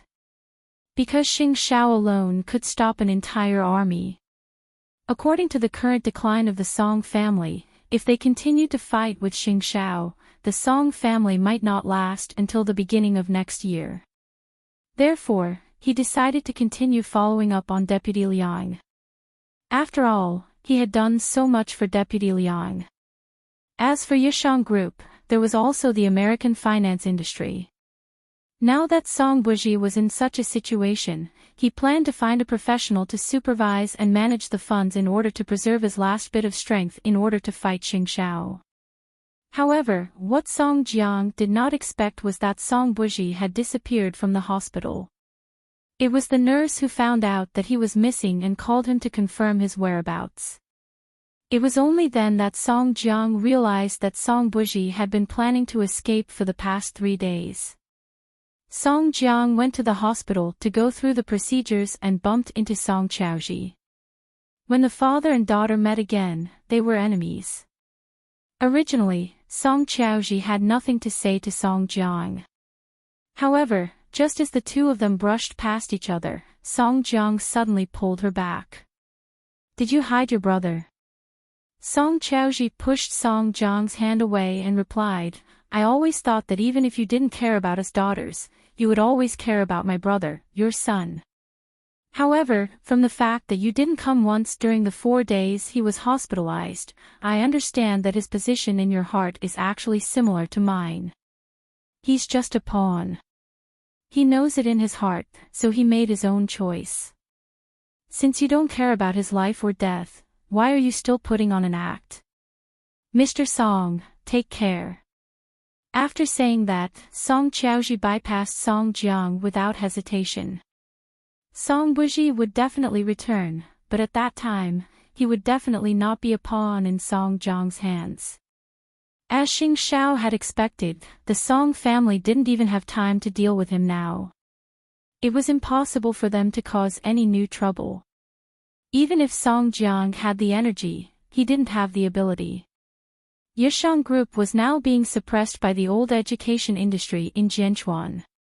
As for Song Buji, just like the rumors, he disappeared from Jianchuan. He didn't care about the life and death of Yishang Group at all. As a result, Yishang Group announced its delisting, and a new team took over the subsequent operations. This indirectly explained Song Jiang's current predicament. On the other side, Tang Yan's promotion was put on the agenda. Actually, according to his qualifications, he was more than qualified to be the deputy chief. It was just that he had always been arrogant and unruly. Now that he had a wife and child, he put away his thoughts of being a prodigal son and wanted to give his wife and child the best family atmosphere. A month later, the trainee police officers had to report to the police station. The chief asked him to guide the newcomers. He wasn't interested in anything else, but he wanted to have a good look at Lin Muhan. Ever since Feng Chang and Song Jiang stopped causing trouble, life seemed to have suddenly returned to its former calm. Mu Qiqi was still at home, focused on giving birth. In order to spend more time with the little one, Xing Xiao not only threw away his work at Huangyao, but also gave half of Zhongting's work to Shen Jianchuan. Shen Jianchuan was such a considerate father-in-law. Knowing that his daughter couldn't leave her son-in-law, he took the initiative to volunteer. After passing the board of directors' resolution, he became one of the vice presidents of Zhongting. Therefore, Xing Xiao only worked half a day now. The rest of the time, he could accompany Mu Qiqi at home to tell stories, do prenatal education, and even pick out clothes for the child and decorate the baby's room. Sometimes, even he himself would be in a daze. He had never thought that he would have such a day when he would do things himself. He was so meticulous that he massaged the little one's feet and went to the bathroom to put on a non-slip mat. If outsiders knew that Xing Xiao, who was so famous in Jianchuan, was a slave to his wife at home, who knew how many people would be shocked. Thinking about it, Xing Xiao sighed, but he still took the little one's favorite fruit upstairs. Chapter 976. When Mu Qiqi was 9 months pregnant, she rarely went out. However, she would still go with Xing Xiao to some training courses for new parents. However, it was very strange. Mu Qiqi was clearly a medical student, but when it came to parenting, she could embody the characteristics of a science student. Xing Xiao could learn many things in one go, but she always had to learn it several times. Was she really stupider than Xing Xiao? Whether it was dressing the child, giving the child diapers, or even bathing the child, she could embody the clumsiness of a science student. Why can't I learn it? Xing Xiao helped her sit down. When the child is born, there's no room for you to hold it. Mom and fifth aunt at home, second aunt and old master Shen at the Shen family, and a lot of people from the Xing family. Do you think you can hold the child? If I can't hold my child, what's the point of giving birth? Sit well and wait for your confinement. What you're saying is that everyone will like the child and won't care about me. Xing Xiao had a deep understanding of a woman in the late stages of pregnancy. If you didn't pay attention to your words, you might be misinterpreted by this thing, just like now. What I mean is that everyone will help you share the burden. You're only in your early 20s. You have to recover and recuperate well. That's more like it. Mu Qiqi was satisfied. She sat on the sofa and watched Xing Xiao quickly revise and dress the baby again. Recently, the baby had been moving very fast. She didn't know if it was because fifth aunt had fed it too much, but Mu Qiqi had a feeling that the naughty child would come out early before the due date. With the careful care of her family, she was naturally not worried that no one would take care of the baby after it was born. She was just simply afraid of giving birth, whether it was a natural birth or a cesarean section. Even if it was painless now, it would still be hell a month after giving birth.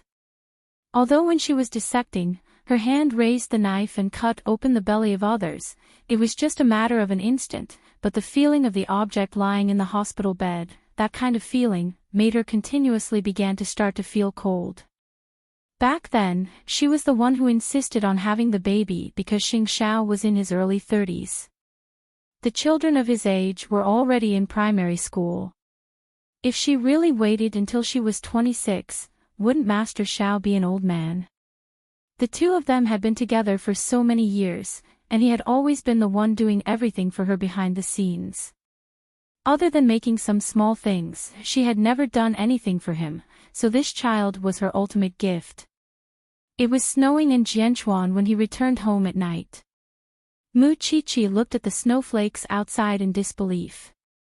After returning home, she drank the chicken soup that fifth aunt had made.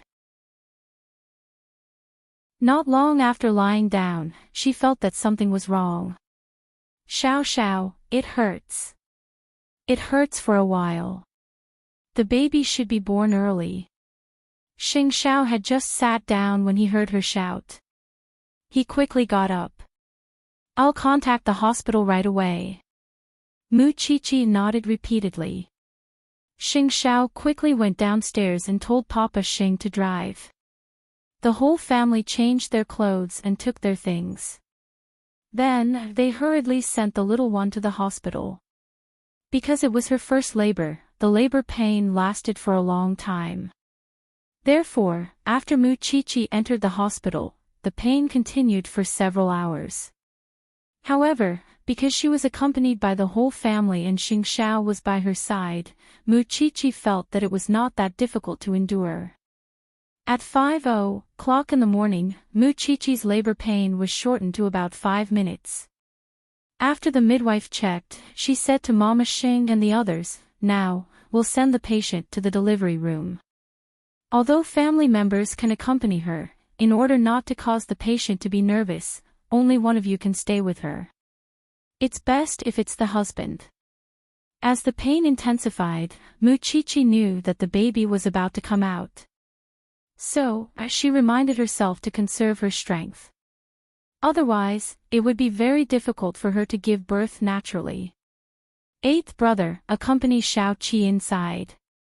She's risking her life for you, Mama Xing said as she patted Xing Xiao's shoulder. Xing Xiao was not wearing a suit and leather shoes at the moment. Because he was in a hurry, he was only wearing a dark blue turtleneck sweater. Hearing the little one's cries in the delivery room, his heart tightened. He quickly went to do a sterile treatment and then followed the nurse into the delivery room. Because of the pain, Mu Qiqi's body was already covered in layers of sweat. Xing Xiao sat beside Mu Qiqi and wrapped his arm around her head. It really hurts. Just bite my arm. Sob, I don't want you to see me so ugly here. Mu Chi-Chi was a little resistant. I've seen all your ugly looks. Only this time, you're not ugly at all, Xing Xiao said in a low voice. Do you want to know when I fell in love with you? Mu Chi-Chi's attention was indeed attracted by this topic. The first time, in the hospital in the town, you took off my pants. Do you remember? At that time, I was injured and unconscious. I saw you in my half-asleep state. I thought to myself that this thing's guts were really fat. From then on, I remembered you. When I heard that you were sold by my uncle, my first reaction was that you touched my body, so you were mine. No one could sell my things. After that, I just fell deeper and deeper. After Mu Chi-Chi heard this, she completely forgot to record the frequency of the labor pain.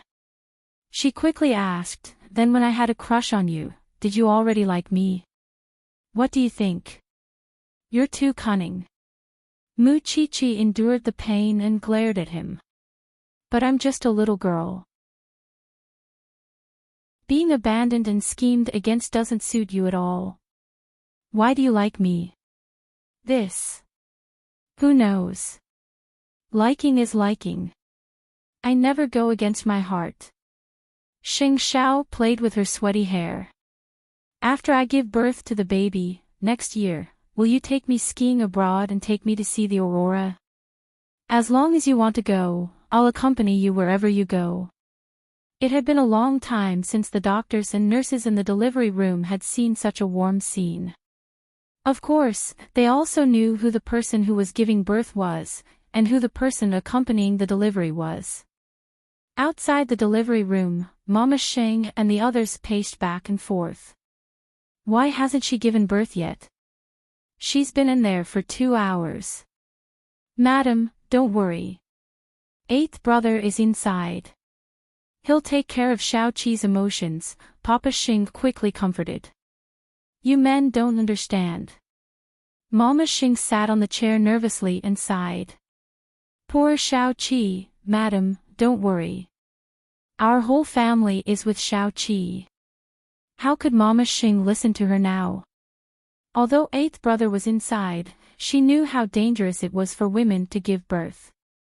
Half an hour later, Mu Chi-Chi and Xing Xiao's first baby was finally born.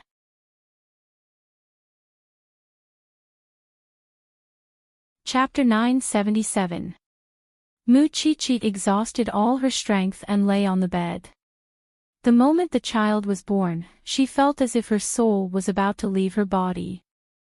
Her entire person had sublimated. She was a mother. The man beside her held Mu Chi-Chi's hand tightly. When he knew that the child was born, he did not go to see the child immediately. He only said in Mu Chi-Chi's ear, in the future, don't even think about having another child. I won't allow it. We just need a daughter.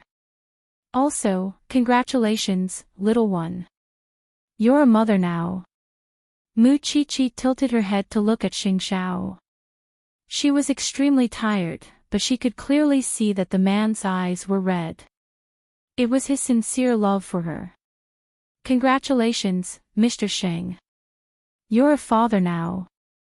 Do you want to hug the child? After the doctor was done with the baby, he asked the nurse to wrap her up. No need. Please carry her out. I just want to accompany my big baby now. Xing Xiao lowered his head and kissed Mu Chi-Chi's head. There's sweat, there's a smell.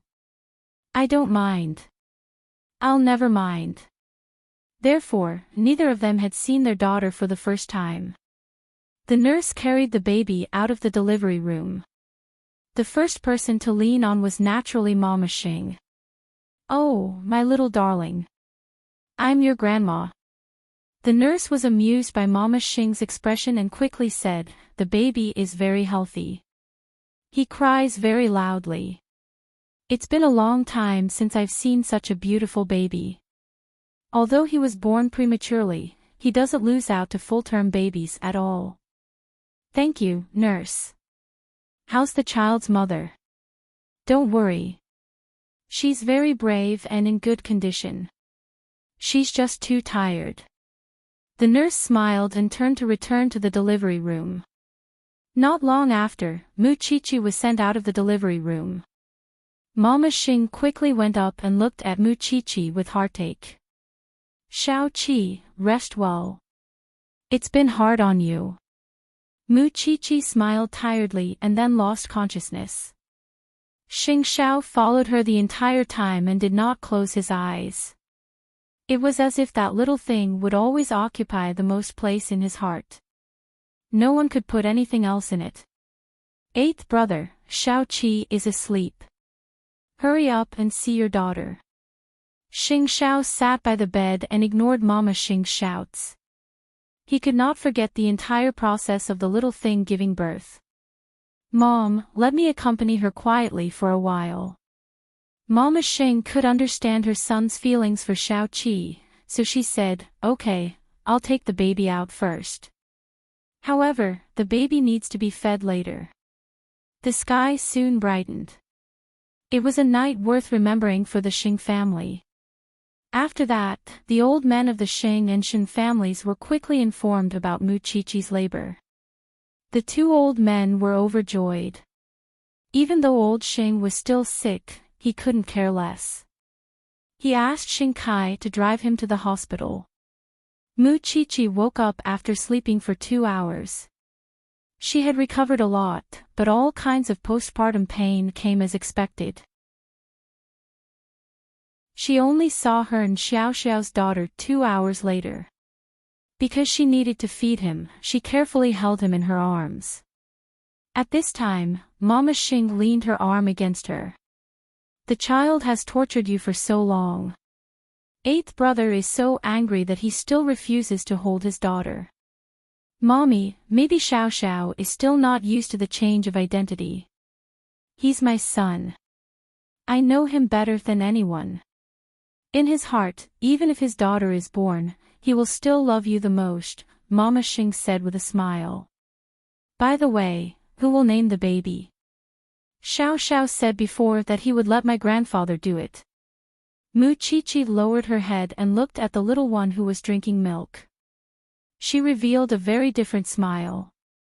It seems that you can't be called Xing Batian. A moment later, Xing Xiao returned from the bathroom and saw that the little one was breastfeeding. He asked fifth aunt if the chicken soup from Muchichi's body had been heated up. Muchichi glanced at the baby and then at Xing Xiao. Xiao Xiao. Hold your daughter. I want to see you hold your daughter. Xing Xiao glanced at her and sighed. Then, he walked to her side and took the little girl in the swaddling clothes. Muchichi's eyes turned red when she saw this scene. I finally got what I wanted. Are you hungry? Xing Xiao was holding his daughter in his arms, but he was still worried about her. I'm not hungry. Muchichi felt warm but helpless. Was this man really necessary? Soon, the two old men rushed over, and the ward became lively all of a sudden. Where is my great-granddaughter? Let me see.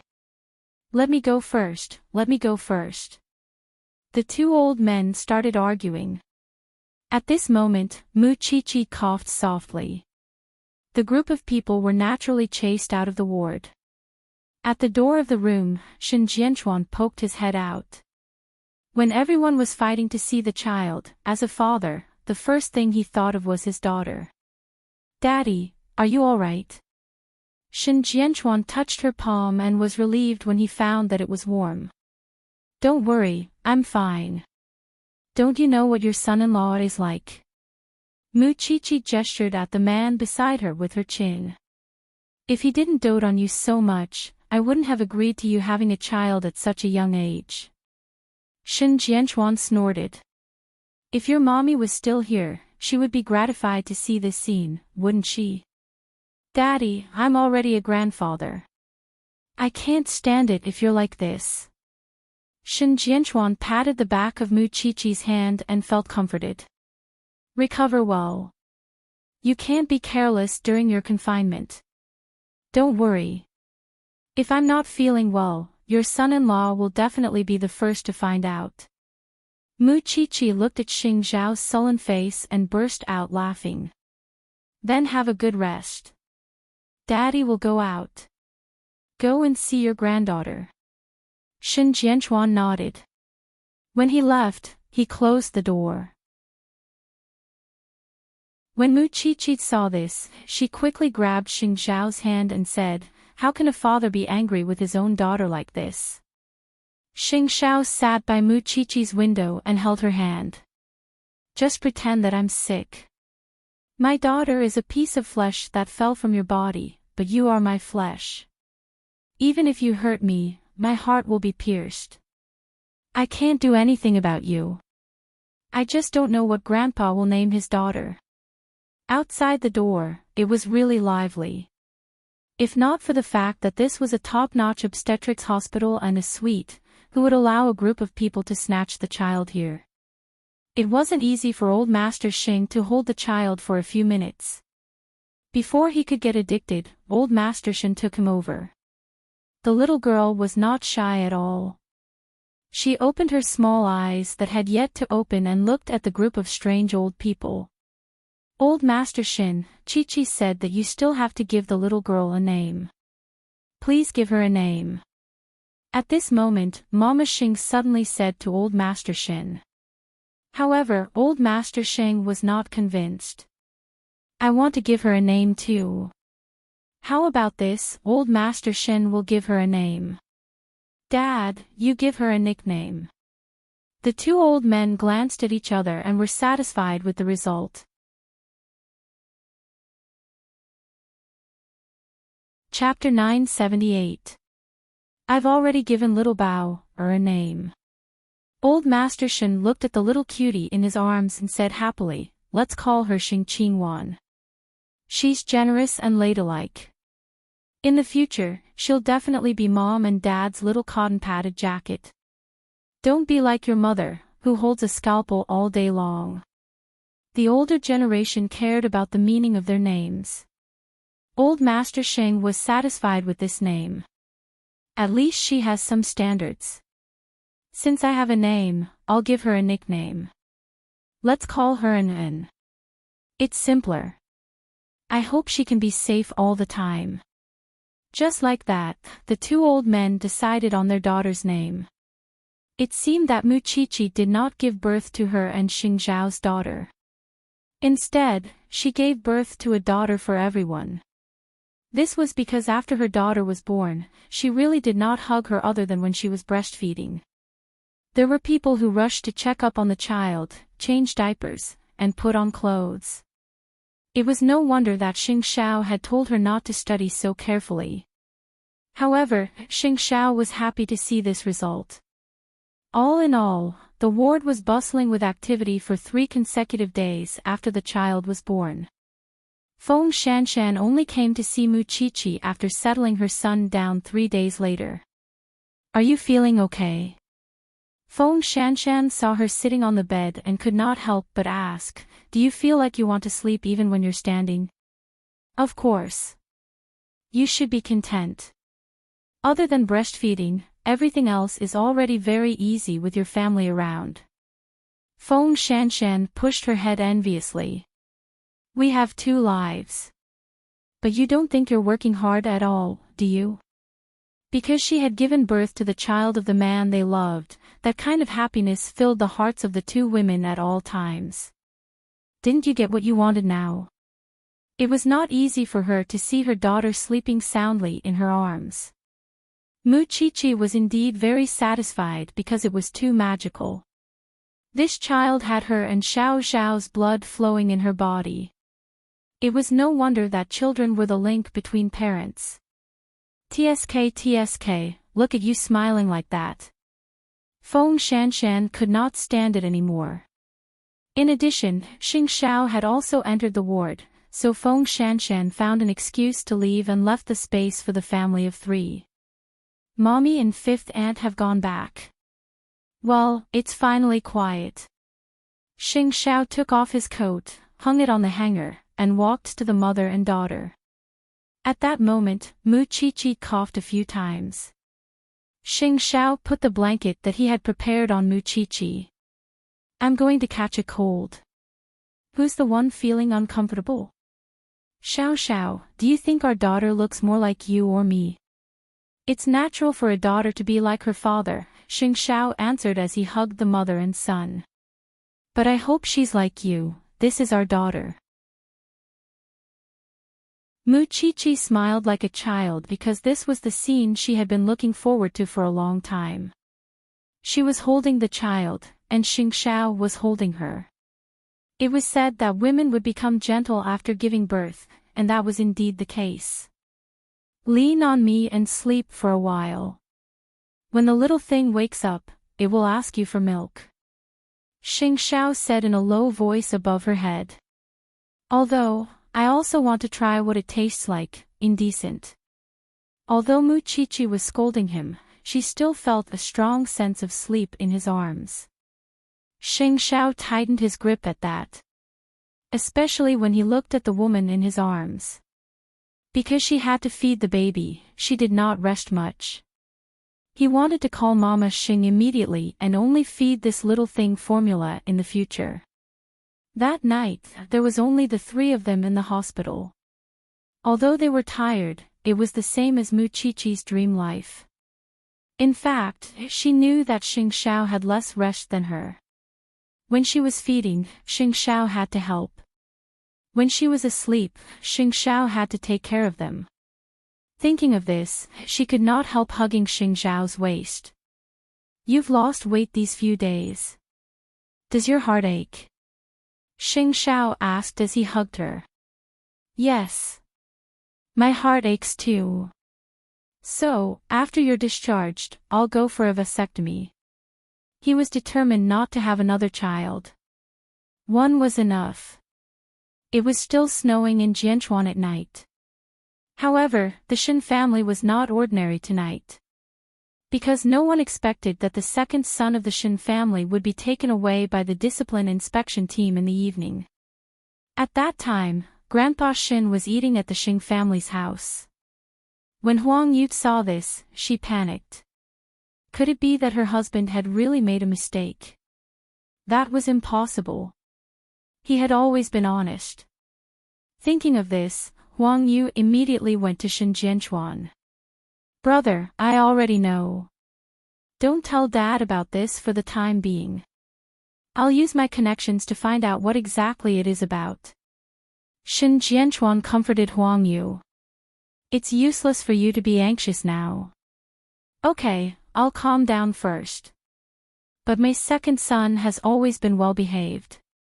I don't believe he's that kind of person. Don't worry. I'll get to the bottom of it. So, after nightfall, Shin Jianchuan left the Shin family with his black hood on. Naturally, he believed in his brother. The other party must have known that Xiao Qi had given birth and eighth brother had no time to deal with it. That was why he chose such an opportunity to deal with the Shin family. He did not know how second brother had fallen into the other party's trap. He had to get to the bottom of it first. Grandpa Shin was a guest at the Xing family. He had not received any news yet, but it would happen sooner or later. He hoped that it would not be too much of a shock to him. Thinking of this, Shin Jianchuan still gave Xing Xiao a call. Xiao Qi, pay more attention to the safety of your mother and daughter. Your second uncle was taken away for questioning in the evening. I don't know what the Song family did. He's been taken away. It's been an hour. If something happens to second brother, someone from Zhongting might come to investigate. Be prepared. Don't worry about that. Zhongting can withstand any investigation. There was no financial relationship between Zhongting and the Shin family in the first place. Even if the outside world said that Zhongting had a close relationship with the Shin family, as long as Xing Xiao and the Shin family knew the truth of it. However, did Song Jiang choose to settle the score at this time because he knew that he had just received a daughter and was ready to fight? That would be underestimating him too much. After that, Xing Xiao gave Secretary He a call to understand the whole story. Xing Xiao, it's best if you don't interfere in this matter. Someone behind the scenes wants to touch the Shen family, so they found an unorthodox way. However, you don't have to worry too much. After all, we all know that the Shen family can withstand the test. Let's wait and see. I understand. If there's anything I can do to help, I hope Secretary He will let me know. I'll be very grateful. What are you talking about? What kind of friendship do we have? However, I heard that sister-in-law has given birth. The other party probably wants to take the opportunity to cause trouble. No matter what, I'll congratulate you on becoming a father. Thank you, Secretary He. Xing Xiao put down his phone and looked at the mother and daughter who were still asleep. He turned around and looked out the window. This was the Song family's last battle, right? Because the Song family's funds could only support Song Jiang to this point.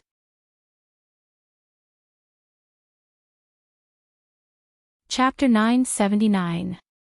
The next morning, Meershan returned home. Huang Yu saw that he was tired, so she quickly pulled him back into the room and said, "Don't let Dad see you. He doesn't know that you were taken away last night."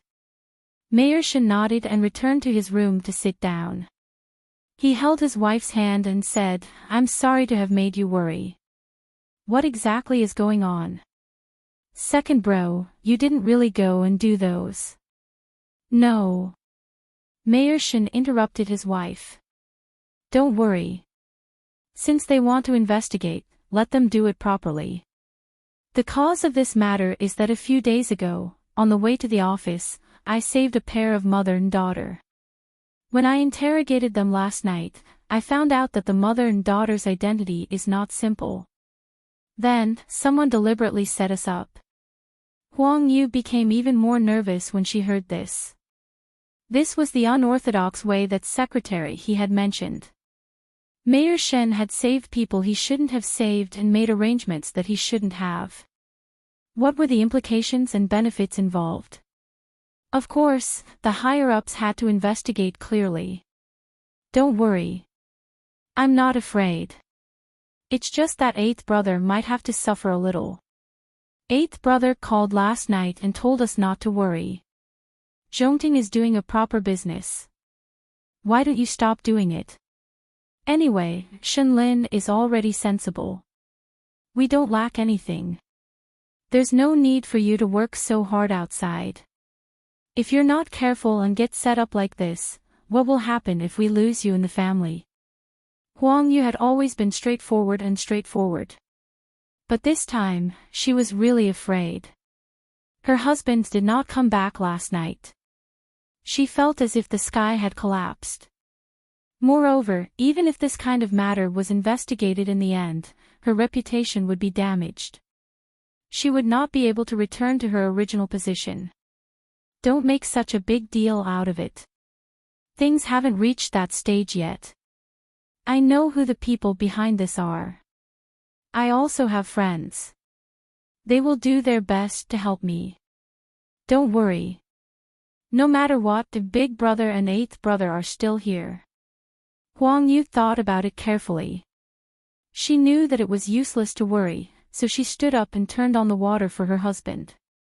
"Take a good bath first and rest." "No, I have to go out.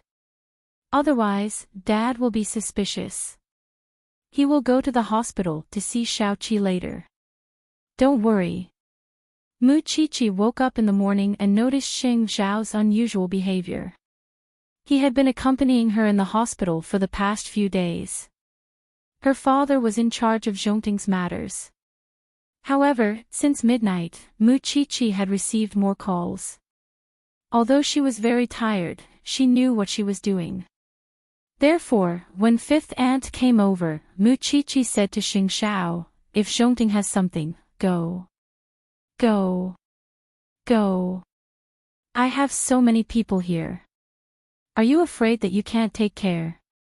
Xing Xiao put down the bowl of chicken soup and sat down beside Mu Qiqi. I'm just afraid that they'll ignore your feelings. I'm not as weak as you think. I know I'm the one you love the most. Go, okay. Xing Xiao sighed. While Fifth Aunt was packing the baby's things, he said to Muchichi, something happened to the Shin family. Second uncle was taken away last night because the Song family set up a trap. Things are very tricky now. Although second uncle was sent back, he is currently suspended. When Muchichi heard this, she immediately became nervous. So, the old man from the Song family took advantage of you being too busy to deal with him and being careless to attack second uncle. Second uncle is loyal and straightforward, so it's easy for others to take advantage of his weakness. Song Jiang, that old fox, is cunning. No wonder he fell into his trap. I'm not telling you this to make you worry. Everything the Shin family and I have done is to protect you.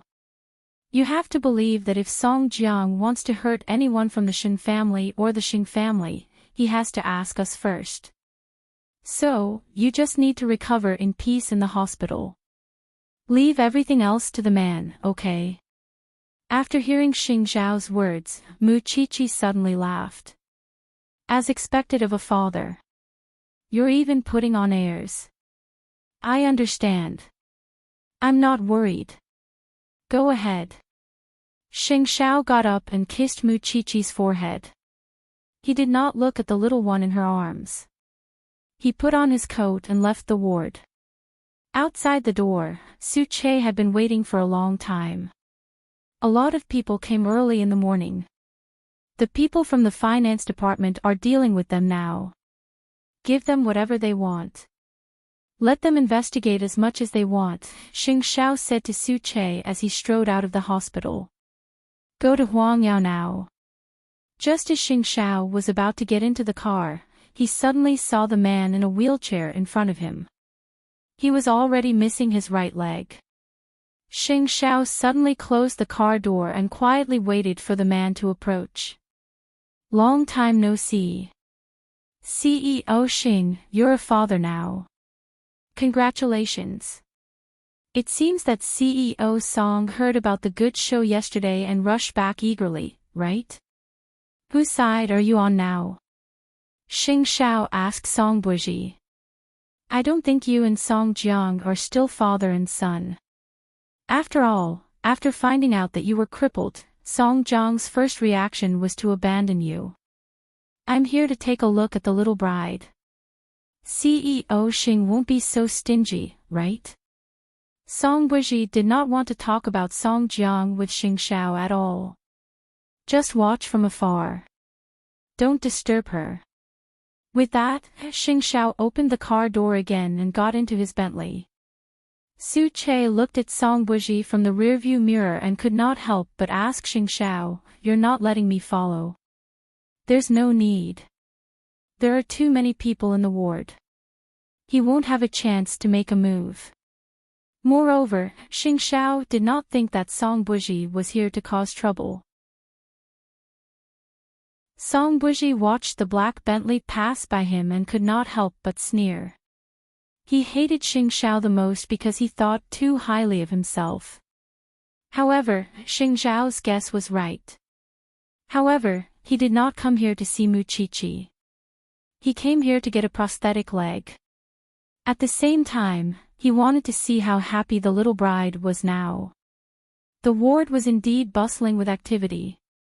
People kept coming in and out. Song Buji glanced at the door, then turned to his nurse and said, let's go. It's a pity that Xing Xiao got to such an interesting and good woman first. She even has a child. If I met her first, Xing Xiao would have nothing to do with it. Since Mr. Song likes her, why don't you snatch her? A young woman is more attractive. What do you know? Song Buji shook his head. I can be ruthless to everyone and do some despicable things. Only the little bride looks the best when she smiles. In a man's life, there had to be a special woman. He couldn't get her, but he couldn't let her go. No one else would understand that feeling. It was good that he understood it. The person I want to settle the score with is that old thing, Song Jiang. I only found out a few days ago that that old thing has a son. Since he threw me away so casually, I can only do justice for the heavens.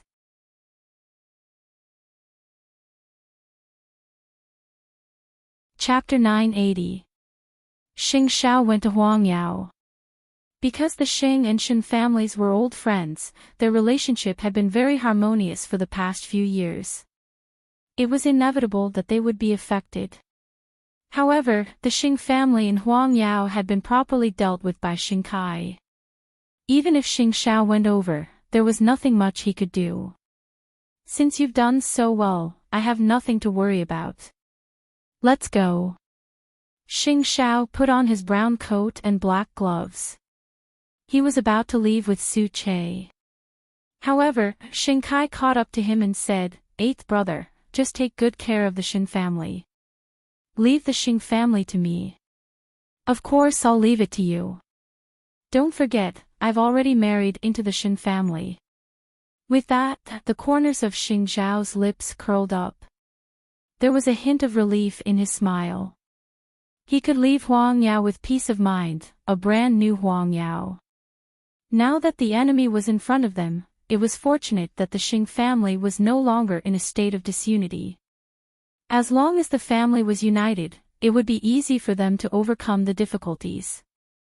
However, the matter did not hide it from old Master Shen for long. After all, he also had friends. When his old friends called him out of concern, he naturally knew that something had happened to second brother last night, but no one in the family told him. Thinking of this, old Master Shen returned home from the hospital and asked Huang Yu, "Where's your husband?" Huang Yu did not know that old Master Shen would be back so soon, so she stammered and could not answer. "Why didn't you tell me that something so big had happened?" Huang Yu was shocked.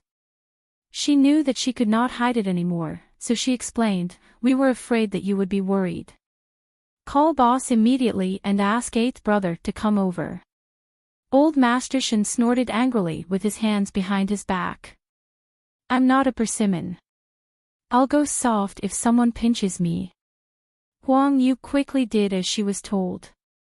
After answering Shen Jinchuan's call, she called Xing Xiao and finally went to the room to wake her husband up. Then, the whole family of men held a meeting in the Shen family's living room. "Dad, it's my fault. I didn't do it well and let you down." "What did you do wrong? You want to apologize to me? You just saved someone. There's no need." The mother and daughter that Mayor Shen saved were economic criminals who were on the run. At that time, they were beaten up by a man on the street, and no one went up to help. Mayor Shen got out of the car to save them and asked his secretary to send them to the hospital. However, no one expected that the mother and daughter were arranged by Song Jiang, and there were many unknown secrets behind them. They were arranged by the secretary. If the police couldn't catch them, they would definitely think that they were involved or even accomplices. Old Master Shen sat on the chair and replied forcefully, "I should have expected that scumbag Song Jiang would choose this time to make his move. In the end, it's a grudge from more than 20 years ago. I should have settled it a long time ago. Second brother, your identity is very important right now. It's not convenient for you to go out. You should stay at home and wait for the investigation." "Boss, although I know you don't want me to negotiate with Song Jiang, I want to meet Song Jiang about this matter. I want to see that old bastard's face. After all, the person he hates the most is me. As for eighth brother, you've already been a shield for the Shen family many times. Don't charge into the fray anymore. You're also a father now. Above you, there's Jianchuan and me. I'm just old, but I'm not stupid. There's no need for you to leave me out of everything. Jianchuan, come out with me. These old bones haven't moved for too long. It's time for me to go out and meet my old friends." Shen Jianchuan understood what the old man meant. The higher-ups knew about what happened 25 years ago. Because of this matter, the Shin family was now in a state of chaos. At the end of the day, it wasn't that the old man couldn't handle such a small matter.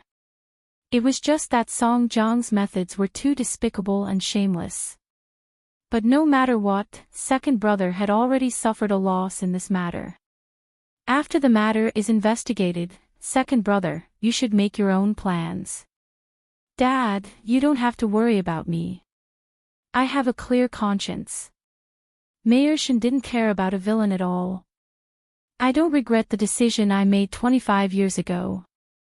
I only regret that I didn't deal with that scumbag Song Jiang at the same time. That's why so many innocent lives were harmed. What a sin! Since the old man had come forward, Wang Yu's heart that was hanging in mid-air was no longer worried. She didn't care what her husband would do in the future. Since he was already at this age, why not retire and enjoy his blessings? However, to clear Mayor Shin's name, he had to start with the mother and daughter. Why couldn't the police find them? It was because Song Jiang had hidden himself. Of course, he had to let the professionals do it. Therefore, after leaving the Shin family, Xing Xiao called Tang Yan. He was no longer in charge of the front lines because he was now the deputy chief of the branch office. I wonder if Deputy Chief Tang has time to follow up on Song Jiang's case for the last time. Xing Xiao sat in the car, but his gaze was on the entrance of the branch office next to him. I got the news, Tang Yan answered Xing Xiao directly. He didn't beat around the bush. Publicly, Baisini's case hasn't been solved, so of course I'm concerned. Privately, I'm the Shin family's godson-in-law. I can't just stand by and do nothing when something happens to the Shin family. I know what you're looking for. I've already collected basic information about the mother and daughter. As long as they're in Jianchuan, they'll definitely be found. In terms of ability to find people, I trust you in all of Jianchuan. Xing Zhao's affirmation was extremely useful to Tang Yan. Therefore, he smiled and only said 4 words, wait for my news. The mother and daughter were the source of everything. They were also the key to sending Song Jiang to hell. After hanging up the phone, Tang Yan called Lin Muhen, a trainee policeman, into his office. I have an errand for you. Please give me your instructions, Deputy Chief. Lin Muhen was very convinced by Tang Yan. After all, his name was well known in the police world. Take a look for yourself. Tang Yan handed the information to Lin Muhen. You're a newcomer. No one will notice you if you go out. I'll give you 1 day. If you make a breakthrough, I'll consider you qualified. Yes, sir. Lin Muhen took the information and left Tang Yan's office. This was his first test as a trainee policeman. Tang Yan had given him the task of finding someone. Of course, when he was doing this, Tang Yan had already asked the chief. Back then, Baisini's cases had almost caused Old Qing to lose his life. He still owed Old Qing an explanation. The chief knew that he couldn't let it go, so he only gave him 3 days. Therefore, while Lin Muhen went out to look for information, Tang Yan would personally disguise himself. After all, he had promised Xing Xiao that he would give him news as soon as possible. Song Jiang's time was up. However, it was unknown whether he would die in the hands of Xing Xiao and the others or his own son.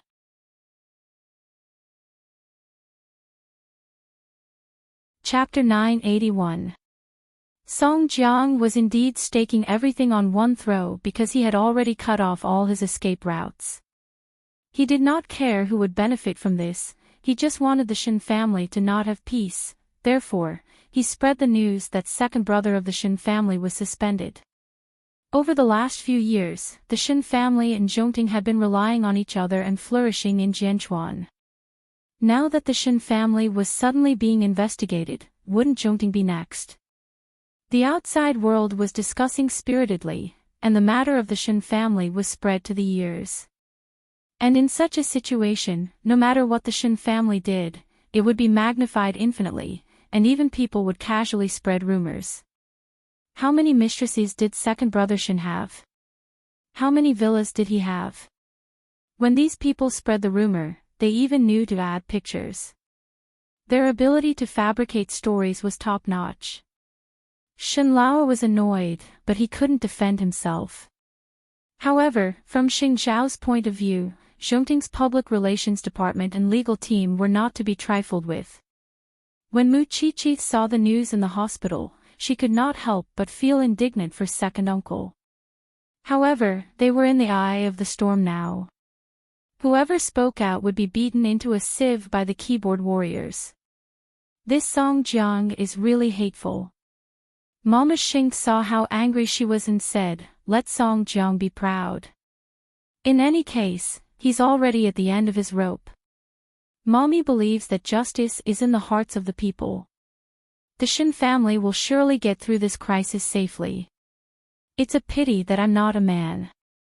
If I were a man and Song Jiang stood in front of me, I would definitely beat him up to vent my hatred." Mu Qiqi hugged her precious daughter and snorted angrily. "Mommy, why don't we leave the hospital and go home? We'll feel more at ease this way. You don't have the final say in this matter. The doctor has to say it." Mama Xing looked at her and said, "But I also want to do something within my power." She wanted to help find the whereabouts of the mother and daughter, so that she could prove second uncle's innocence as soon as possible. "Your mission now is to recover well. Once you're out of confinement, I won't stop you wherever you want to go." Mu Qiqi thought about it carefully. Of course, she comforted herself not to be willful. "Besides, do you think it's so easy to get out of the hospital? Everyone knows that you gave birth to a daughter, and they are all waiting outside the hospital." Sigh. "If I had known, I would have kept a low profile." As Mu Qiqi sighed, the baby in her arms started crying. Mu Qiqi quickly coaxed her. "Isn't it Daddy's jacket, but not Mommy's? All right, little pitiful. Don't you have to cry." The Shin family was in a mess. Song. Song, song, song. He wanted to make the Shin family into a foul atmosphere and become notorious. That his years of planning would not be wasted. Shin. According to Shin, it had it. According to the information provided by the passers-by and the surveillance footage, Mayor Shin's secretary had kindly bought bus tickets for the mother and daughter. It was said that they were returning to their hometown. He found have was Shan Tang on Tang and on Tang. He had time. He found, Tian du train. Dong, he on sect. Other Ming. Li. How? In other words, he was still in Jianchuan. Lin Mu and went to exit number 5 and saw several snack bars and beggars at the exit. The first thing Lin Mu and did was ask for the surveillance footage from the snack bar. Tang Yan had said that he must have a breakthrough today. Otherwise, he would not be considered qualified. However, the surveillance cameras in the snack bar did not record the mother and daughter's whereabouts.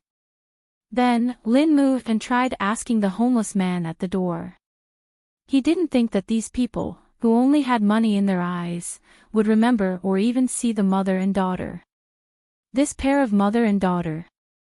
"I have, but I will only tell you where they went if you give me money." "I saw them too. I saw them get into a black car." "No, they clearly went that way."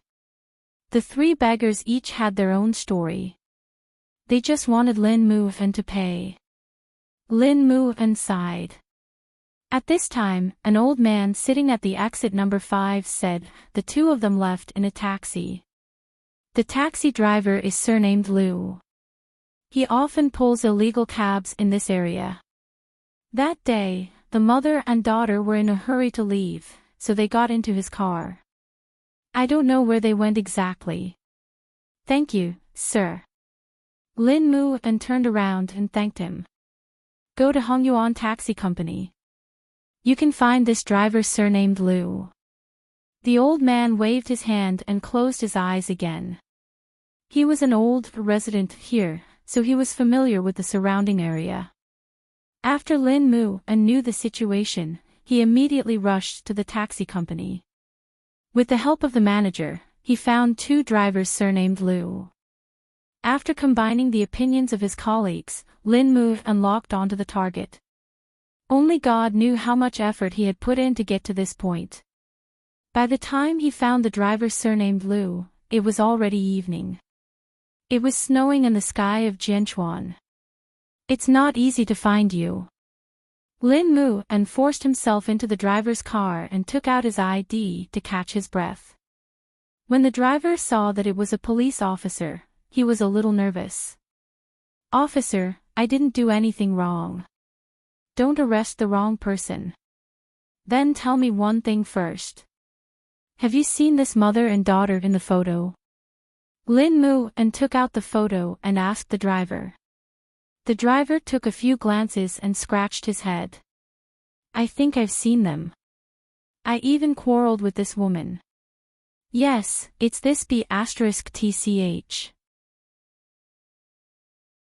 She got out of the car in a hurry to reincarnate and didn't even give me enough money. Where did she go? A residential area on Changwon Road called Tianhuan. What else? Lin moved and continued to ask, if you missed anything, about you driving an illegal cab, don't, officer. After sending the mother and daughter to their destination that day, the woman got out of the car with the little girl. I saw that she didn't give me enough money, so I immediately drove after them.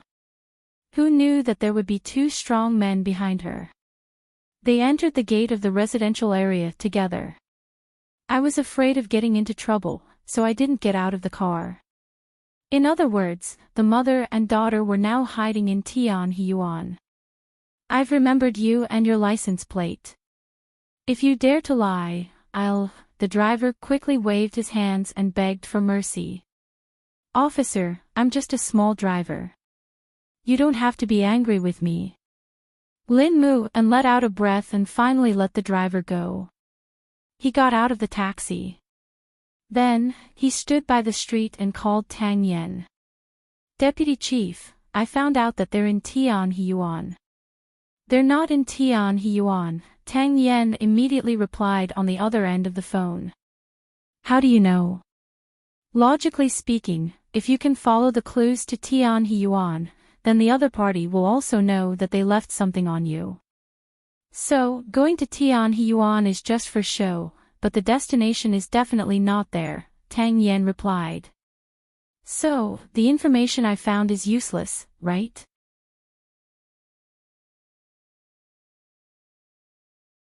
Chapter 982.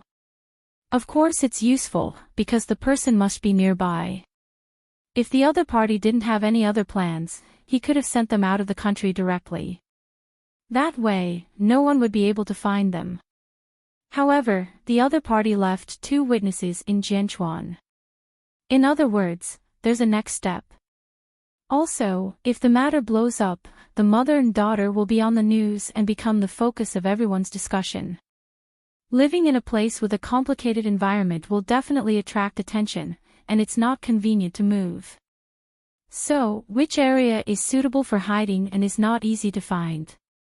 Pay attention to it. Lastly, you have to pay more attention to the little girls nearby, especially those who come out to play alone. After listening to Tang Yan's words, Lin moved and deeply felt that he still had a long way to go.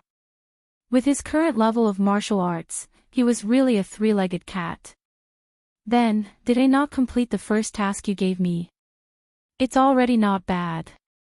Tang Yan said sincerely, because you have to know that the mother and daughter you're looking for are being hidden by a murderer who created a murder case and has yet to be solved. It's getting cold. Find a place to rest and pay attention to your own safety. Understood, Deputy Director. Thinking about it, Lin Mu-en was a real young master. Even though he was now an intern police officer, he was still the grandson of the Lin family.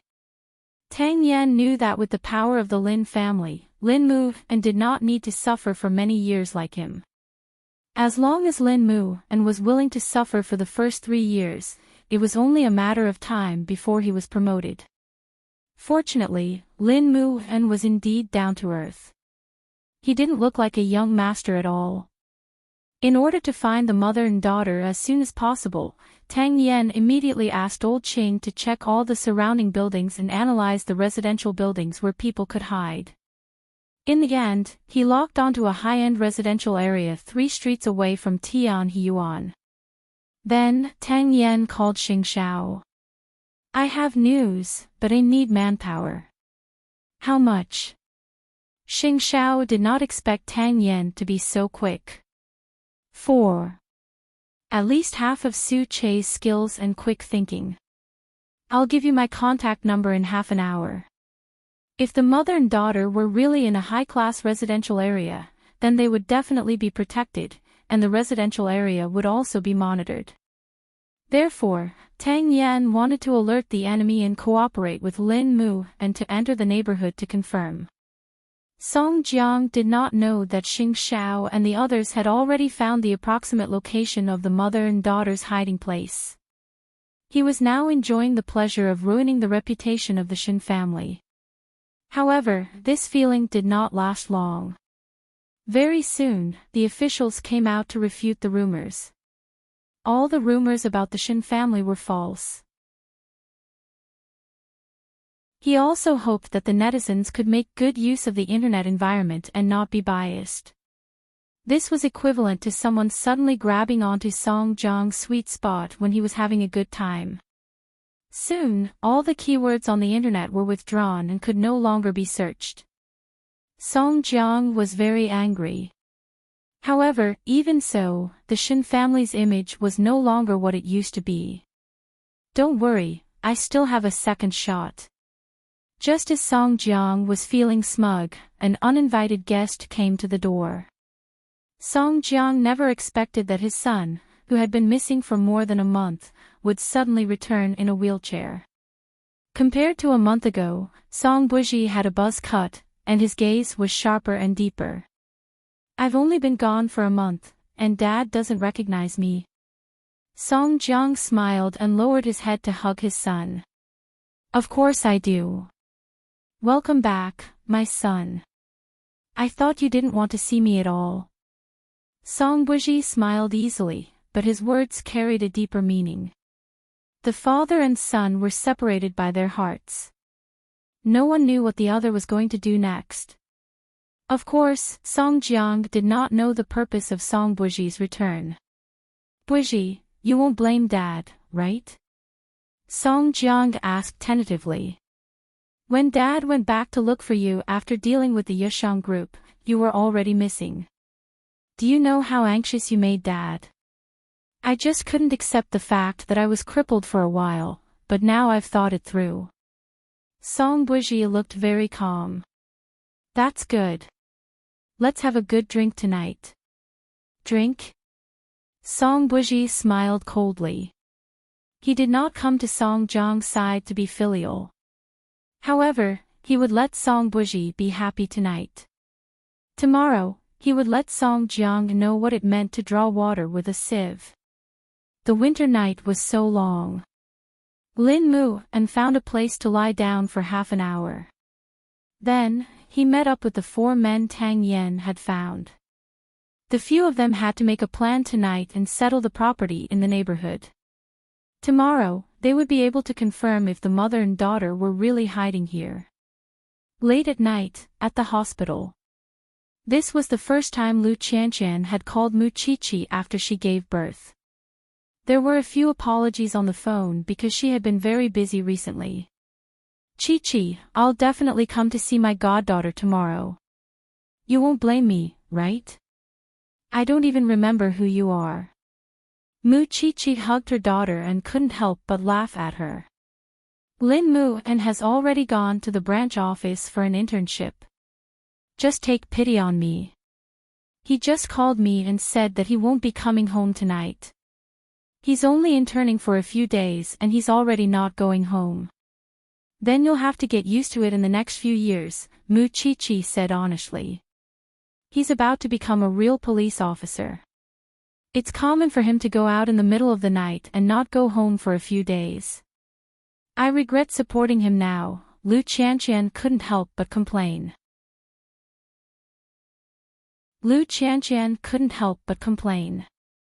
I thought that since he moved home from the police academy, we would be able to spend more time together. Let's not talk about this. Tomorrow, I'll go over and see who my goddaughter looks like. Logically speaking, Tang Yen shouldn't have given Lin Mu a big task during his internship, nor should he have stayed home all night. However, Xing Xiao came and gave her an answer. Tang Yen asked Lin Mu to find the mother and daughter's whereabouts. It seems that the deputy chief has the intention of grooming Lin Mu. Have you found the mother and daughter? Soon. Xing Xiao took over the task of carrying his daughter so that Mu Chi-Chi could rest. Does Song Jiang think that by discrediting the Shin family, he's taking revenge on them? Although Grandpa does care about reputation, he cares more about whether the family can be together. And Xiao Xiao, aren't you curious where Song Buji went? I have a feeling that this person will come out and slap his father in the face. Xing Xiao suddenly looked up at Mu Chi-Chi. This person's sixth sense could be patented. I saw Song Buji yesterday. He's at the hospital. Ha! Mu Chi-Chi was puzzled. He came to cause trouble for you. He said that he wanted to see you, Xing Xiao said truthfully. Is there something wrong with him? Why is he looking at me? Mu Chi-Chi pointed at herself and laughed because it was really funny. He likes you. Mu Chi-Chi was speechless. How do you know? The look in the eyes of males. Xing Xiao snorted confidently.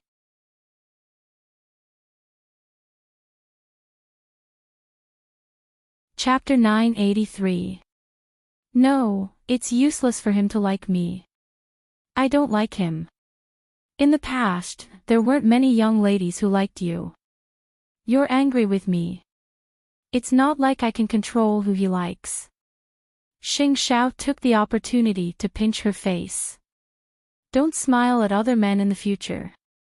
It's scary when a man's vinegar jar is overturned. Mu Chi-Chi ignored him. After her daughter fell asleep, she asked, "How has Grandpa been feeling these 2 days? Is second aunt okay?" The news about the Shin family is all over the place. I don't know if the old man can get over it. Changing the topic. Mu Chi-Chi couldn't be bothered with this man. She placed her daughter in his arms. I'm tired. It's your turn to coax me. Xing Xiao returned his daughter to Mu Chi-Chi. Taking advantage of Mu Chi-Chi's puzzled expression, he pulled her onto his lap and sat her down. You coax little Chi. I'll coax you. Then how are you going to coax me? Xing Xiao turned her face and kissed her thin lips. I'll coax you like this. Little Chi watched her parents get intimate with each other with her sparkling eyes. On a cold winter night, it was best to warm up a little wine at home and drink with someone. Song Jiang and Song Buji were like this. This small glass reminded Song Jiang of when he was young, drinking with his father and brother. When I see the Shin family disband, I'll go to their graves and have a few drinks with them. Song Buji held his wine glass and looked at his father. He remained sober. Do you think the Shin family will disband? At the very least, they'll have to live like rats on the street in the future. Song Buji still smiled and clinked his glass with Song Jiang. That's indeed worth celebrating. Just as the father and son were drinking, the second son of the Shin family was taken away for questioning again. Moreover, he was taken away in front of old Master Shin because there had been new developments in the case.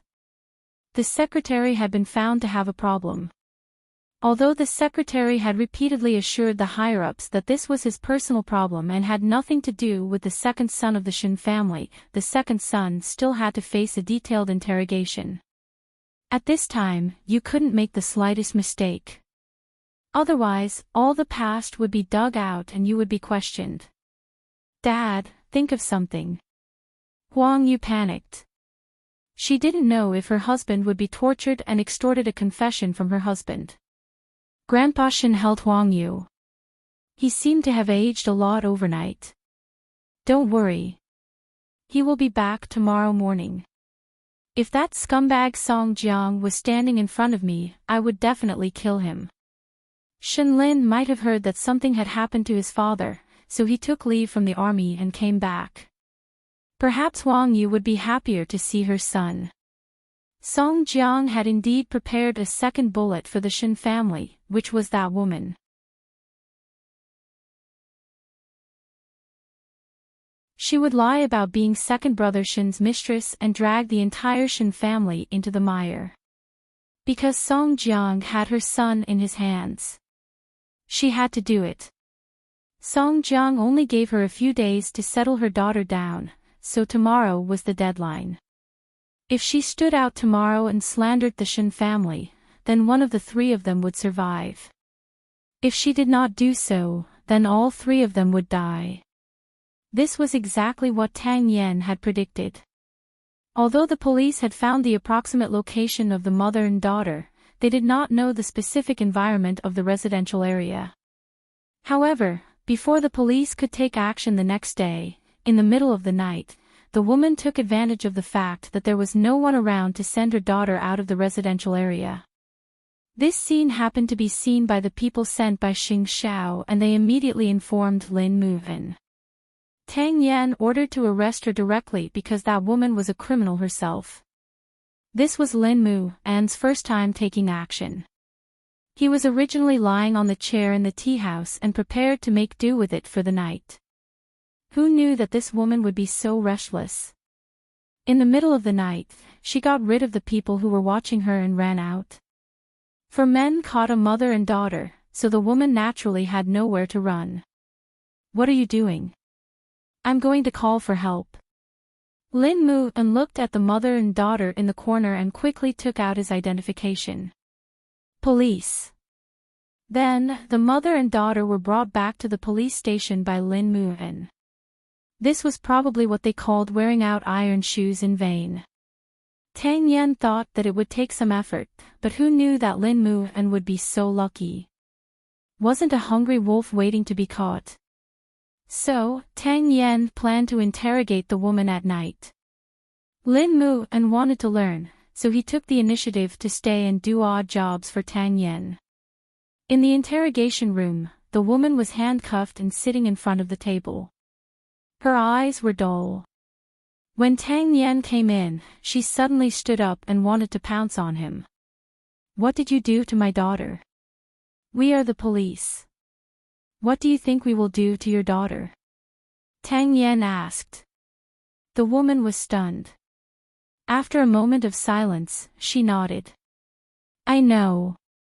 You will protect my daughter, but no one will protect my son. Let me out. Tomorrow is the deadline. What deadline? Tang Yan immediately grasped the key point and began to attack her. Madam May, you have to think carefully. The police are the only people you can ask for help because we will not have any intentions towards you. The woman shook her head. It seemed that she was going to keep her mouth shut. I know what deadline you are talking about. Combined with the fact that your son is not by your side, someone is using your son to threaten you, right? I know you will definitely not tell the police, but don't forget that you are a wanted criminal. If you are caught by the police, you will never be able to go out and see your son again unless you cooperate with us. The woman clenched her fists tightly because she did not know what else she could do at that moment. It's fine if you don't tell me. I will hand you over anyway. When that time comes, everything will go according to the normal procedure. No one will listen to your story. Think about it carefully. After saying that, Tang Yan got up from the chair. Before I leave, I want to remind you where your son is now. Perhaps he is not safe. Her son was a string in the woman's heart, but Tang Yan pulled on this line of defense tightly and pulled at the woman's rationality at any time. Save my son, first, you have to tell us where your son is. In Song Jiang's hands. The woman had no choice but to tell the police the truth. He took my son away and threatened me to slander Mayor Shin. He did everything. It has nothing to do with me. Is everything you said true? I swear. The woman raised her hand and said, so, please, save my son. I do deserve it, but my child is not at fault. In the second half of the interrogation, Tang Yan interrogated her carefully and dug out all the secrets in the woman's stomach. Then, Tang Yan handed the case to the chief to make a decision. Mayor Shen can be cleared, but arresting Song Jiang is not within our jurisdiction. Because it involves a big case, this matter still has to be handed over to the 9th Division to handle. Moreover, Baisini's cases still can't be cleared.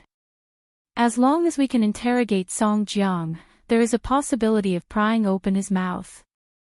I believe in the people of the 9th Division. After all, Shen Mei was such a stubborn person.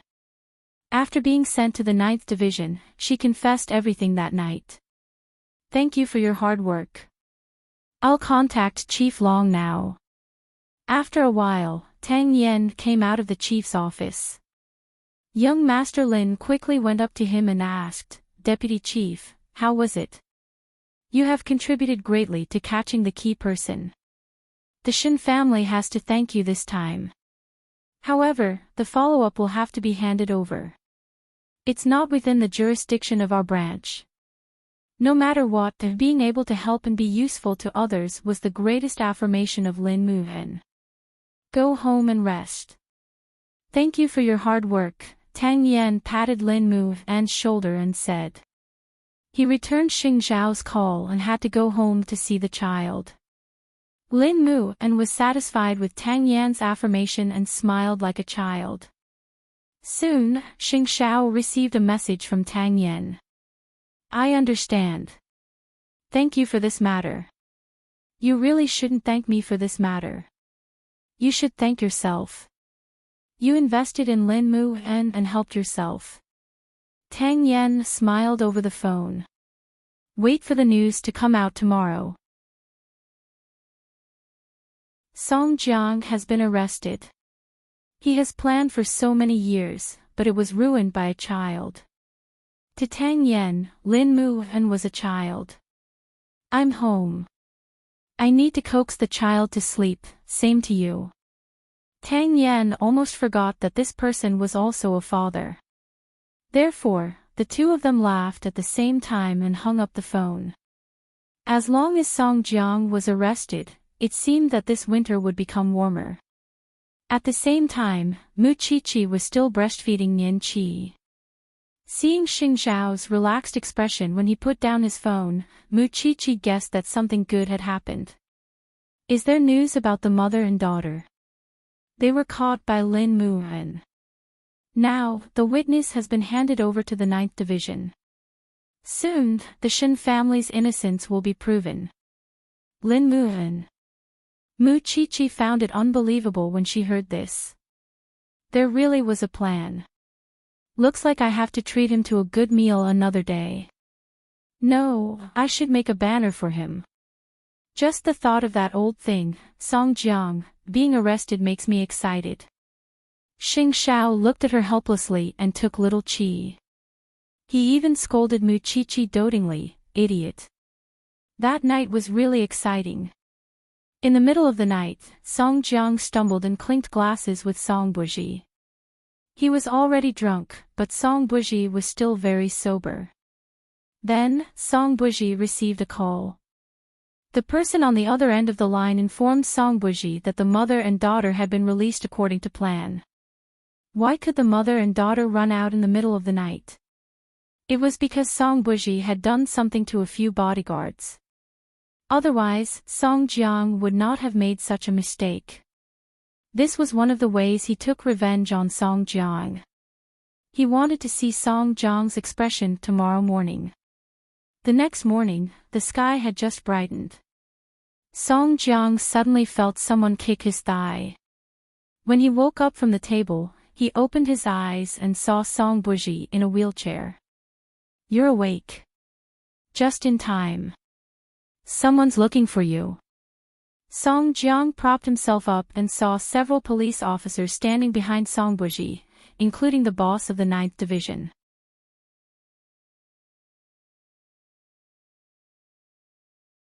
Chapter 984. Song Jiang had yet to recover from his shock. He stood up with his hands on the table and pointed at the people from the 9th Division. "Are you here to protect us again? Don't you have anything else to do? We don't need you here. Get lost." Chief Long looked at Song Jiang mockingly, smoke coming out of his mouth. This person had been keeping the entire 9th Division busy recently. How could he spare him? "They're here to arrest you," Song Buji answered Song Jiang on behalf of Chief Long. "The mother and daughter have been arrested." Song Jiang was stunned when he heard this. A moment later, he suddenly came to a realization. "It's you. Your matters have nothing to do with me."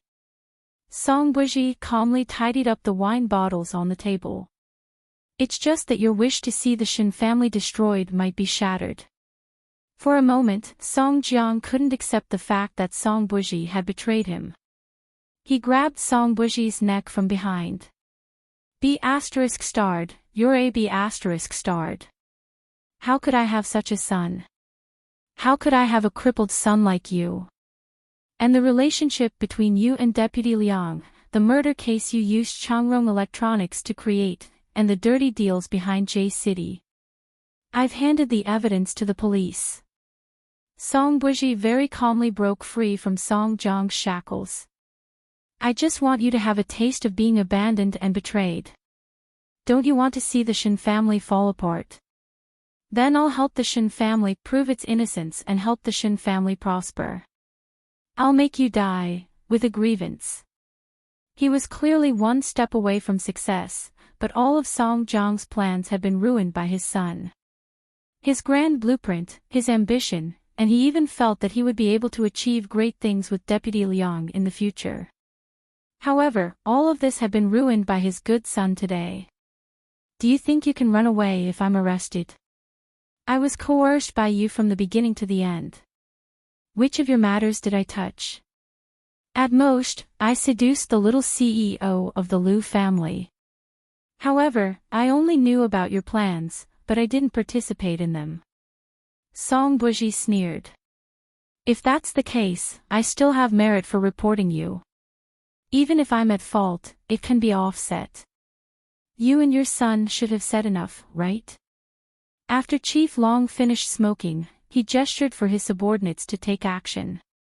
"Song Jiang, do you really think that no one knows about the shady deals you've done? The 9th Division has been keeping an eye on you for a long time. Sooner or later, this day will come. There's no need to continue daydreaming about your meteoric rise. Take him away." When Song Jiang was taken away, he looked at Song Buji unwillingly. He still wanted to resist, but Chief Long kicked him in the abdomen. "Stop your futile struggle. Let's go back to the police station now and have a good discussion about whether the grudge from 25 years ago was right or wrong. We'll give you justice now and see how evil the Shin family is." The subordinates took Song Jiang away, while Chief Long stared at Song Buji's back and said, "Since you've chosen the right path, you'll be open and aboveboard in the future. Otherwise, I'll capture your son after I capture your father." "I won't see you out," Song Buji replied with a smile. It was impossible for him to live as his father because his greatest hatred in this life was towards Song Jiang. Very soon, the news of Song Jiang's arrest spread. The mother and son also confessed all the facts. In fact, because of a grudge from more than 20 years ago, many cases were involved. It took almost a year. The second son of the Shin family was released home the next day. However, because of the damage to his reputation, he could no longer continue to be the mayor. However, the higher-ups had their own arrangements. When Huang Yu saw her husband return home, she felt that it was good that he was safe. Any compensation was not as important as a family reunion. At this moment, Shen Lin rushed home. After training in the army for such a long time, he had tanned and lost weight. However, he had matured and become more manly. Huang Yu was overjoyed to see her son. "Why are you back?" "I knew that something had happened to Dad, so I took leave to come back. However, when I came back, I heard that the criminal had been arrested." "Is Dad all right now?" Shenlin asked as he wrapped his arms around Huang Yu's shoulders. "He's fine. Your father is fine." Huang Yu wiped her tears. "Quickly go and see your grandfather. Your grandfather will be very happy to know that you're back." "Don't worry, Mom. In the future, you and Dad don't have to worry about me anymore. I'll train well in the army and find you a very good and filial daughter-in-law." Huang Yu nodded happily. "Okay, you're really sensible." The Shin family's scandal was cleared up by the police. According to the mother and daughter's confession, everything was because they were coerced. That was why they had set up a trap to frame Mayor Shin. All of a sudden, the dark clouds that had shrouded the Shin family's head suddenly dispersed. Xing Xiao soon found out about Song Jiang's arrest, even though he had known about it last night. Today was the day he would bring Mu Qiqi and her daughter home. This way, good things would come in pairs. When they came out of the hospital, Xing Xiao held his daughter in one hand and Mu Qiqi in the other.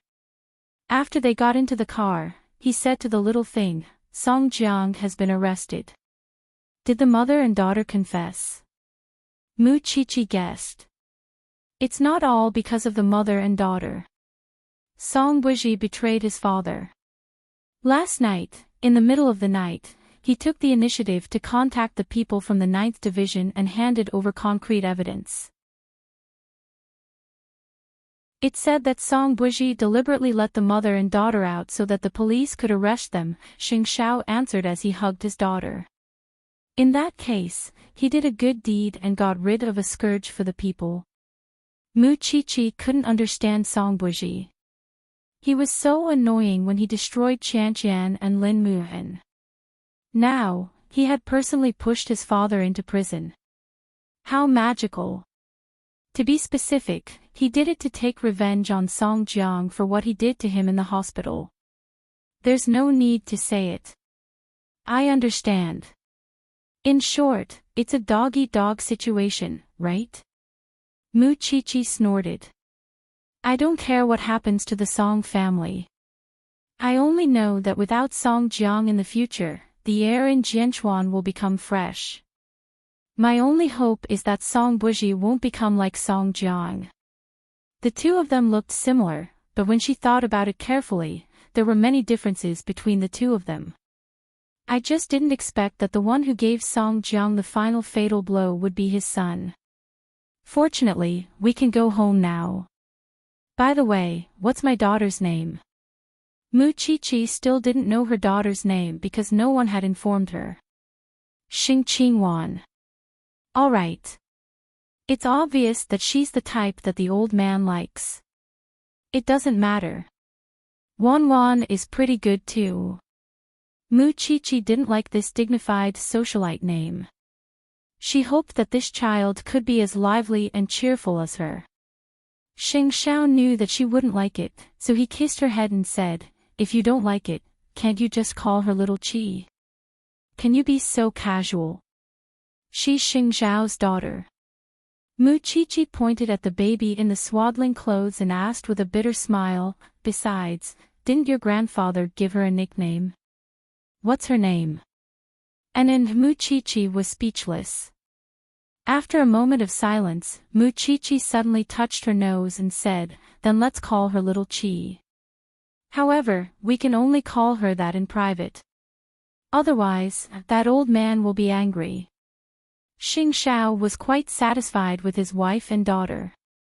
So, on the first day of Song Jiang's arrest, he brought the mother and daughter home. In the interrogation room of the 9th Division, there was a musty smell. Song Jiang knew that this was not an ordinary police station.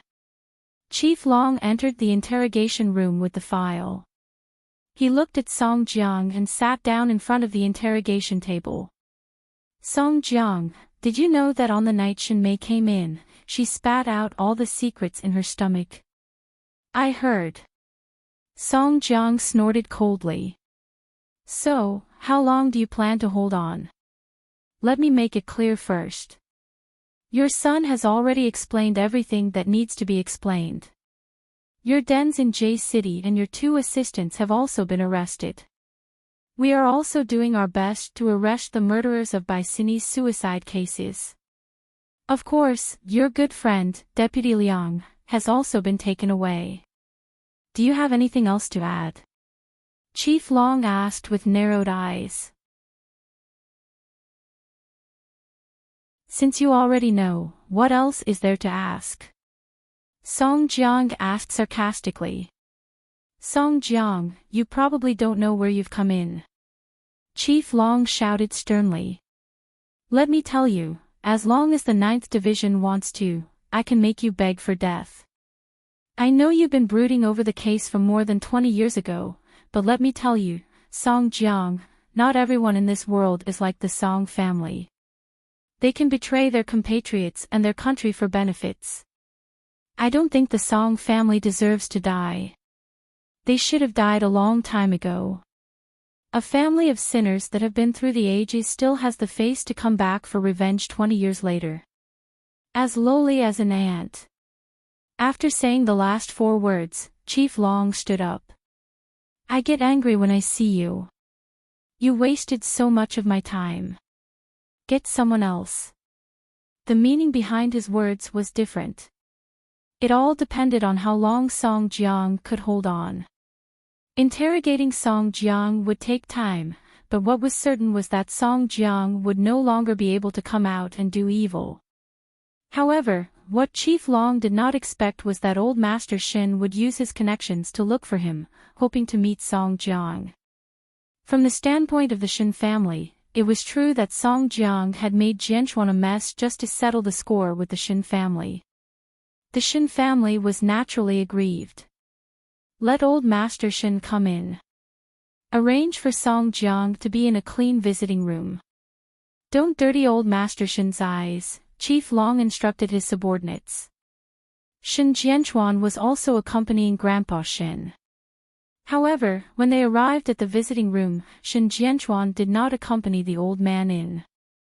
Old Chief, I only have 3 minutes. Old Master Shin nodded. He would never make things difficult for others.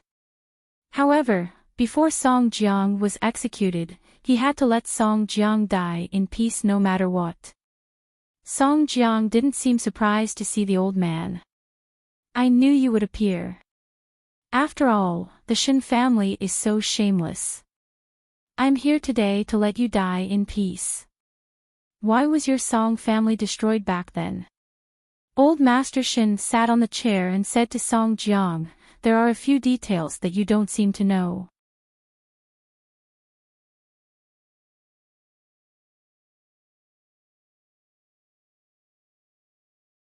Chapter 985. I'm about to die, yet you're still willing to come. I know you want to tell me that everyone in the Song family deserves to die. The Shin family thinks that they're righteous. Song Jiang closed his eyes and placed his hands on his legs. I only remember crawling out from beside my father's and brother's corpses. I don't want to know anything else. My duty is only to protect the country, so I don't regret executing the Song family at all. However, I have to tell you 2 things. First, your father and brother had a batch of gold in their hands. At that time, because of the uneven distribution of the loot, they even quarreled. Second, before your father died, he begged me to kill you and let your brother go.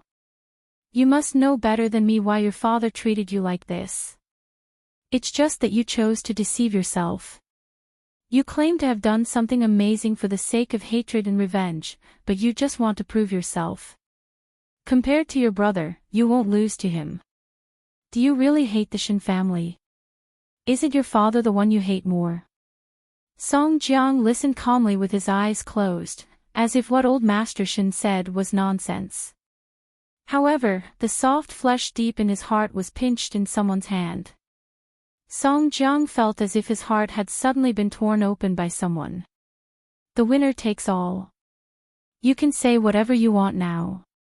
Song Jiang shrugged. You should be very happy that I was defeated by my own son. You can destroy me without any effort. But let me tell you, old man Shin, I'm not dead yet. Even if I die, I won't let the Shin family off. Your father doesn't care about you. He left all the good things to your brother and gave the woman you like to your brother. You're indignant and unwilling. Why do all the good things belong to your brother? So, on the surface, you're avenging your family, but in fact, you're indifferent to family love. You don't trust anyone. You even used your daughter and treated your son as a tool because you didn't get your father's true love since you were young. Shut up. Song Jiang couldn't take it anymore and shouted. Why doesn't your father like you? If it were me, I wouldn't like you either. Some people are born to be unable to do great things. Look at you now. Aren't you here? Old Master Shin ignored Song Jiang's emotions and continued to provoke him. And most importantly, you're going to die. You think you can bring honor to your ancestors and hold your head high in front of your father in the future, but you still can't escape the fate of being executed. I told you to shut up, you old thing. Song Jiang was completely enraged. He stood up from the chair, but he couldn't reach old Master Shin. If I were you, I wouldn't even want to be a ghost. After all, if I go down and see people, I'll be embarrassed. After saying that, Grandpa Shin put on his hood and left the visiting room. He wanted to directly destroy Song Jiang's heart so that Song Jiang would have no desire to struggle. He wanted Song Jiang to recognize how ugly he was. Whether he lived or died, it was of no value to him. Chin to, old Shin to old to Shin to Shin to Shin to, old to Shin to Shin, to he. Of course, with Shin Jianchuan. When the old man came out, Chief Long said to the two of them, I used to think that physical torture was the best way to make a person speak. Only now do I realize how terrifying it is to destroy the heart. One could tell from Song Jiang's pained and crazy expression. He could endure the pain, but the entanglement and pain in his heart was like a blunt knife. It couldn't kill him in one strike, but it would grind against his flesh. I didn't expect the grudge from so many years ago to lead to so many cases. I am also guilty. Old Shin, don't say that, Chief Long replied immediately. Interrogate Song Jiang properly. Don't let those innocent lives die in vain. With that, old Master Shin and Shin Jianchuan left the 9th Division together. The sky outside was gloomy and cold. Grandpa Shin looked up at the sky and suddenly felt a little helpless. Dad, let's go home. Our family is reunited. Grandpa Shin nodded. Soon, the father and son disappeared from the entrance of the 9th Division. According to Tang Yen, that night, Song Jiang confessed everything, including how he pretended to commit suicide and created the murders of those girls. In fact, he was using Changrong to recruit young girls. Then, in order to rope in power, he gave those young and beautiful girls to powerful people as gifts. When those girls were out of control, or rather, they were tired of being played with by the other party, a suicide case could cover up everything. Although Tang Yen and the others had long known that this would be the result, they still found it unbelievable when they heard Song Jiang say it. Human lives were toys and weapons in his hands. Even Song Buji and Song Xiaoji couldn't escape misfortune. After that, he also confessed to a few cases he had committed abroad, such as forcing Song Xiaoji's fiancée to death. All in all, the 9 rounds that night were quite fruitful. Old Qing heard the news from Tang Yen at the branch office. He had gotten his revenge, but he didn't feel happy at all. This was because there were at least 10 lives in Song Jiang's hands. How many families were there?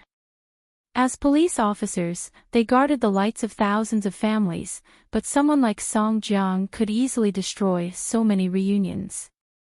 This kind of person should be shot 10 times. The court knows how to sentence him, Tang Yen replied. Where's Song Buji? I don't believe he's innocent. Of course, Song Buji wasn't innocent, but, when he went to the 9th Division to make an exchange with Chief Long, he had made the conditions clear. He could give Song Jiang all the evidence of his crimes, but Chief Long had to promise to keep him free. If an ordinary police officer were to face such a matter, they would never compromise, especially Tang Yen. A mistake was a mistake. Your father's mistake and your mistake were not the same thing. However, the 9th Division was involved in major cases. Keeping one person could be exchanged for the safety of many people. After weighing the pros and cons, they had the right to make such a decision. Don't sigh. At least Song Jiang was caught in the end. Tang Yen patted old Cheng's shoulder. It's cold. Let's go back from work. It's time to find someone to warm your bed. Song Jiang was arrested, but Yishang Group did not close down. Song Buji knew that Jianchuan was not a place to stay for long, so he took the last capital of Yishang Group and emigrated abroad. Being disabled might be the biggest punishment for him. However, before he left, he sent someone to deliver a letter to Mu Chichi. Little bride, don't let me see you next time. Otherwise, I won't be able to resist chasing after you. Mu Chichi quietly tore the letter because she could imagine how black someone's face would be if they saw it. Mu Chichi also knew that Song Buji had done many evil deeds, but he had done a meritorious deed by reporting her father. Now, he had even slipped away. Moreover, to be liked by such a scumbag, she just wanted to spit on him. Spit on what? Master Xiao asked as he took off his clothes behind her.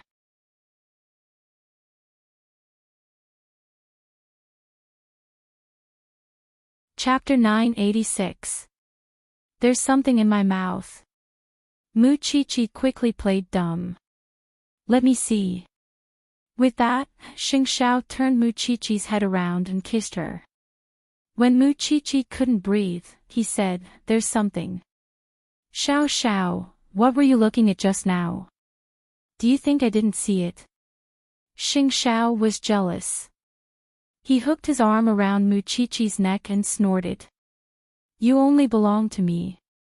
Don't even think about it. Mu Chichi rolled her eyes and expressed helplessness at Xing Xiao's possessiveness. Speaking of which, we're not legally husband and wife yet. If it weren't for the fact that she was still in confinement, Xing Xiao would have slapped her little butt. Can you repeat what you just said to me? Mu Chichi did not have the guts. She shrunk her neck and used breastfeeding as an excuse to leave Xing Xiao's sight.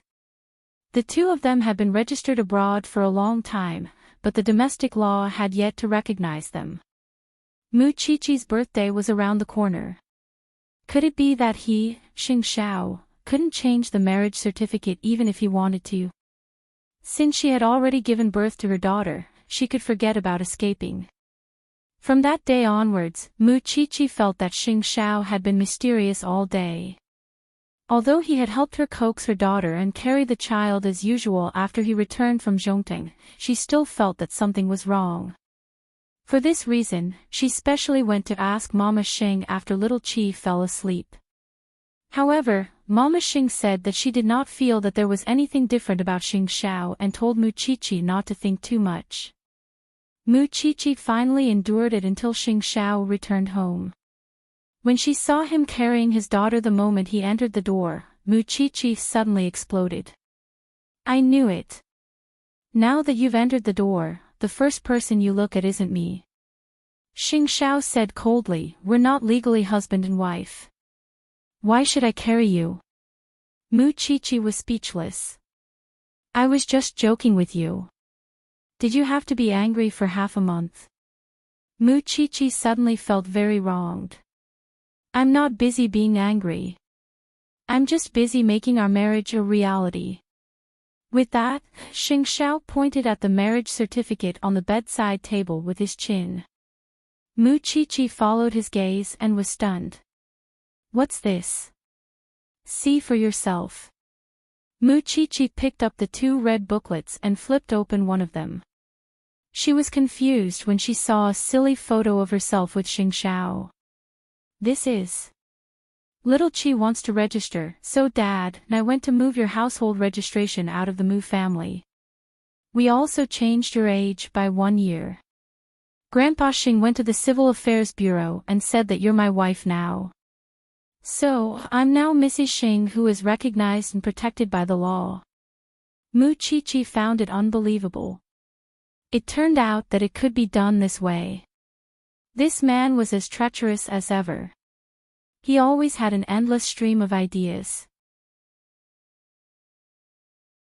In my heart, you have always been the protected Mrs. Xing. It was rare to hear Xing Xiao say such sweet words. Mu-Chi-Chi's face suddenly turned red. Come here. Mu-Chi-Chi obediently returned to Xing Xiao and was held in his arms. Are you happy now? It feels weird, like I'm getting married for the second time. Mu-Chi-Chi's words successfully angered Xing Xiao. A certain man's face darkened for another week. This was probably what it meant when they said that those who were favored had nothing to fear. Ever since her daughter was born, other than feeding her, Mu-Chi-Chi had fifth aunt and Mama Xing to take care of her for the rest of the time. As her biological mother, she had very little time to hold her daughter, especially when breast milk could be stored. Fifth aunt would ask her to store enough for a day. Then, she could lie in bed and rest well. It was the last few days of confinement. Mu-Chi-Chi would feel uncomfortable at night because if her daughter did not suck, she would feel that her milk was swelling. In the middle of the night, Mu-Chi-Chi sat up from the bed. Xing Xiao got up as well. What's wrong? Mu-Chi-Chi shook her head and smiled bitterly. I want to feed my daughter. It's swelling here. Xing Xiao lowered his head and looked at her, tugging at her pajamas. He pressed her down and said, Didn't you say that she would bite you? I still have to feed her. I'll take it as an invitation from you. With that, Xing Xiao untied her pajamas as if he was snatching food from his daughter. Mu-Chi-Chi was stunned. This man really did not play by the rules. Didn't you ignore me for a week? I'm just preparing something. Xing Xiao kept her in suspense. The two of them had been together for so long. Even though they had tattooed each other on their bodies, they did not have any intimate photos. In a few days, little Chi was going to take some photos, so Xing Xiao had also arranged for him and the little one to take a few sets together to make up for their past regrets. Mu-Chi-Chi was puzzled. She waited for a few more days. On the day that her confinement was over, Su Che picked her up and sent her to the best photography center in Jianchuan. A moment later, Mu-Chi-Chi arrived at the reception center. Seeing that Xing Xiao was already waiting there, she asked, Why didn't you bring your daughter here to take photos? It's not for her. It's for us. Xing Xiao hugged her and said, It's too empty at home. There's no photo of us. Mu-Chi-Chi was about to cry when she heard that. I'm so fat now. You want me to take photos? But to me, your current appearance is the most beautiful. Mu-Chi-Chi immediately stopped crying and asked very seriously, Are you serious? It's fake. I'm just a woman.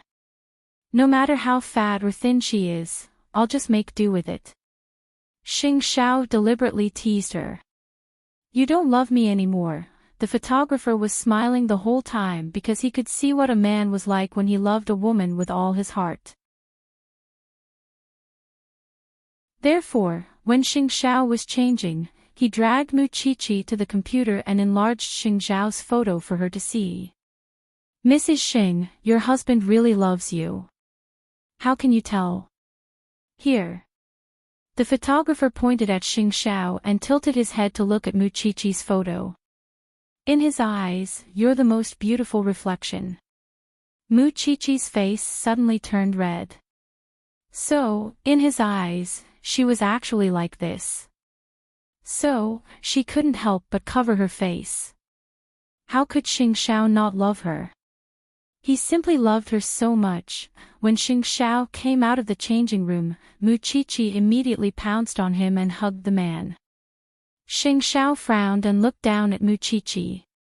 What's wrong? Nothing, I just suddenly discovered your secret. She had been with him since she was 17. Now, the two of them were already parents. Their relationship did not seem to have changed. In the past few years, they only had each other. However, even though their daughter was born, the two of them had many things that they had not had time to do, such as taking photos and traveling. Xing Xiao would soon let Mu Qiqi go back to school. However, before that, he only wanted to take her abroad for a sweet honeymoon.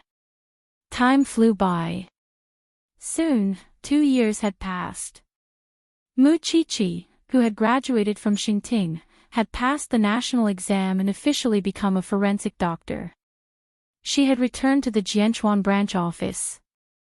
As for the little darling of the Xing family, she was already 2 years old. Recently, the thing that gave Mu Qiqi a headache was that the child was very attached to Xing Xiao at home and always ignored her, her biological mother. She could walk now and call for daddy and mommy. However, this child had liked to look at appearances since she was young. She acted cute and relied on her father. Therefore, recently, Xing Xiao had fallen in love with getting off work early. The moment he returned home, he could see his daughter staggering to him. Daddy! Daddy! Xing Xiao bent down to pick up little Qi and sat down on the sofa. At this time, little Qi would slide down from his legs and lean against his thigh as she sat on the floor and played with toys. As long as Xing Xiao moved, she would cry. Mu Qiqi usually arrived home at 8 o'clock because before she went home, she would first disinfect herself and get rid of the smell on her body before entering the house. However, when she entered the house and saw her man being taken over, she was unhappy.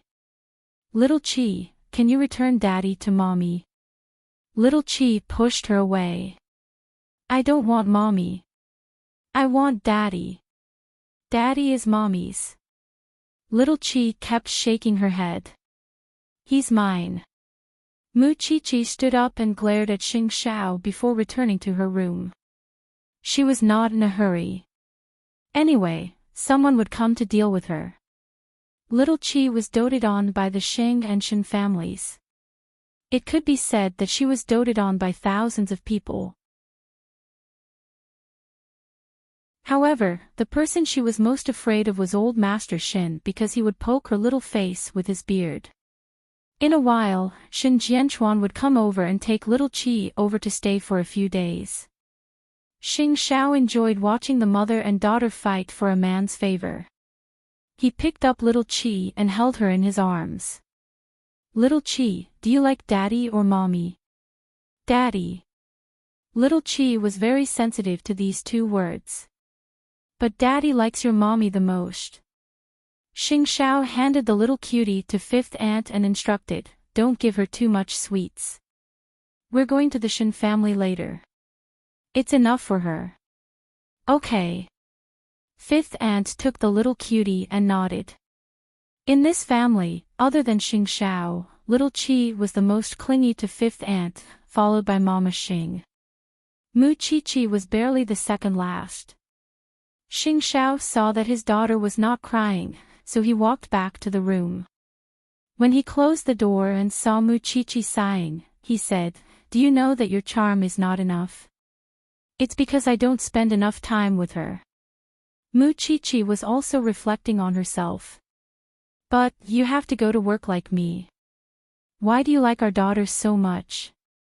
Because she likes handsome men, just like you. Xing Xiao grabbed her and placed her on his lap. It's because she's more like you that I love her so much. But everyone says that our daughter looks more like you, Muchichi said as she wrapped her arms around Xing Xiao's neck. After his daughter was born, Xing Xiao went for the surgery because he had promised Muchichi that he only wanted little Qi as his child. He had witnessed the birth of the little guy with his own eyes. For this, he had been angry with his daughter for a long time. Muchichi was also very satisfied with this. With her daughter around, there would be someone to inherit the love between her and Xing Xiao. Xing Xiao caressed Muchichi's hair and kept sighing. This is my eldest daughter. The one outside is my youngest daughter. You're tuning into the LoveLore Library YouTube channel. We're so grateful for your support, and don't forget to subscribe to join us on this incredible journey through captivating stories. Your generosity through donations truly makes a world of difference, as it's the primary source of revenue that allows me to expand and enhance this channel for you. Thank you from the bottom of my heart for being a part of this adventure.